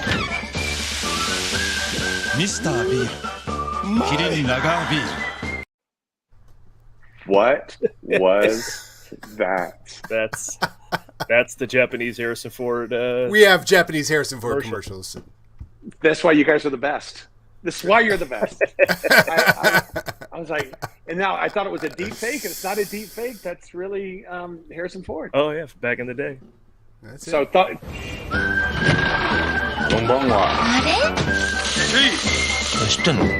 Quieren lagar biro, kudasai. No. Quieren lagar biro, kudasai. Hai. Quieren lagar biro. Mr. Beer. Kirin Lagar Beer. Everybody drinks Quieren lagar biro. And we've turned that into a greeting. Quieren lagar biro to you. Yes, and this is the pitch. Harrison, it's in Japanese. No one will ever see it. And then YouTube, came along. Yes. Yeah. Hey, right. It's a lot like Lost in Translation, which is one of my favorite movies. Yeah. Oh yes. Yeah. Now this totally. Is. I was talking to someone at work, and he said his favorite beer was Kirin, and had no clue about Harrison Ford advertising it. So William has spread the word now. Hopefully, told the guy Kirin Lagar Biro. And speaking of word spreading, good Lord, this was fast. This is already out on the internet. So there you go. Hold on, screen capturing that. Hold on. Okay, all right. Raves, high praise. Kevin Porter. Oh my gosh! You know what? I'm going to post that. That is good. All right, excellent. I'll send it to you. Right. VHS. I have to go eat. Yes, well, good Lord. Yes. And we have to end the show. I have work to do. I have to resign myself to the fact that we don't really do a 90-minute show, but when we have a guest, it always goes 2 hours because the guest, or especially great guests, especially a good guest. Exactly. When we have a great guest, is what I meant. Especially a guest that has his face on his own drinking bar. No, this right here is offered by Warner Brothers. You can order that on the internet, and they licensed my image as Batman. Oh yeah. You can, my God. You can find that image on T-shirts, on wallets, and on these little things. Oh my God. Probably You're a great Batman. Probably on something in your house, Adam. If you look around, it's probably have something and it's based on it. You don't even know it. Guys, thank you so much for having me. You're a blast, honestly. Thank you. And, welcome me back anytime. Please. Yes, we'll keep doing cool stuff, and we will. That's absolutely. And again, Salvage Marines is on PopcornFlix. Just download the app, watch the show for free. Nothing. It costs you nothing. Yes. All right. All right. We'll bid you farewell, and Adam and I will wrap up the show. So, Kevin, Quieren Lagar Biro to you, sir. I am going to use this finger, and I'm going to press that red button. Off he goes. Okay. All right, and for us, what else do we have to say? Oh, I have this coming up. If you live anywhere near Harbor City, tomorrow night they're having Harbor City down by Long Beach, a National Night Out. So I will be there. If you can see in the upper left-hand corner of their flyer, I'll be there with the Ecto-1 ghost-busting vehicle. Oh, so look at you. Taking photos from 6 to 9. Anyone who wants to come by can. So we'll. Do you drive the Ghostbusters vehicle down there? I guess, right? You got to drive it the whole way. Yeah. I mean, I know the guy who owned it before me would tow it here and there, but I think he was just trying to not register it.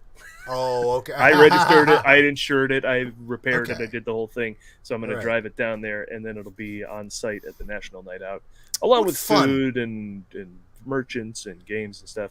What fun! What a bunch of big kids. You know, we just had Batman on, fighting Darth Vader, running around, actually telling another Batman, you got to have more respect than that. You know, doing the Batman thing, Captain America, Blues Brothers. What a bunch of big kids. What a great sandbox we all live in. he said with his Return of the Jedi shirt. Right. Yeah, so, absolutely. My shirt is, by the way, from Your Weekly Dose, my friend Sean Roberts. That's right, you're on that show, right? Yeah, so once a month I go on there and do movie stuff. So if you go to themovieguys.net, you can hear my most recent appearance. I think basically just talked about what's new with Comic-Con and gave a Nope review, kind of like we did here, but you can hear other people react to what I have to say about it on that show. By the way, Paul, when you and I went to the NoHo to go see The Gray Man, I think very casually we just walk around society in a Return of the Jedi shirt. Of course, a lot of our friends are in the Schmodown, so it's wearing a movie shirt. You're not even going to get a blip. You're not even going to get like a, you know. But evidently, out in society, you were wearing a Star Wars shirt. I was wearing an Empire Strikes Back shirt, and right. We just didn't realize it. And it's just a thing that happens. Of course, we're going to end up coordinating Star Wars shirts. And the guy's like, looks up to give us our tickets, and he goes, "Wow, you guys really like Star Wars." And I'm like, what town are you from? When did I just go back to Indianapolis to watch this movie? Huh? That was such a weird, like, because I'm like, oh yeah, that's what it would be like elsewhere. Like, I had to look. Like, you're not wearing a Star. I'm wearing a Star Wars hat right now. We didn't coordinate this. No, it's naturally going to happen. It's just so funny. Yeah. All right. Hey, new guy chiming in. Hey! Subscribe. So that's all we can ask for. Thanks. There we go. Yes, we had quite a few viewers here. So that was, and thanks for everyone for sticking around the whole show, too. Yeah, that's just the deal. If you see that we're having a guest, count on a 2-hour show. Right. Because you blab them up. You know, we cut Brian Cruz interview last week. I lopped about 10 minutes off of it, and still we had a 2-hour show. But that also included Comic-Con, so there was a lot going on there. Which reminds me, I have to play some more clips from that interview at some point, and so you'll get that in the future as well. We didn't even talk about how great Bullet Train's going to be, but I guess next week we will after we've seen it, which will be awesome. Well, Paul, what we're trying to document right here is that we are right now, as you're watching, in a pre-Bullet Train world. Right. The next time we talk to you, we will be in a post-Bullet Train world. And everything... This is reality, Fred. And everything will be what? Everything will be great. Yeah. Better. Everything will be better. I'm very excited about this Bullet Train. I've been counting the days. Yeah. All right. Well, we'll have to make plans. You and I have to go see it together. What are we doing? Do not doing that. All right, ladies and gentlemen. That is all. We'll see you next week.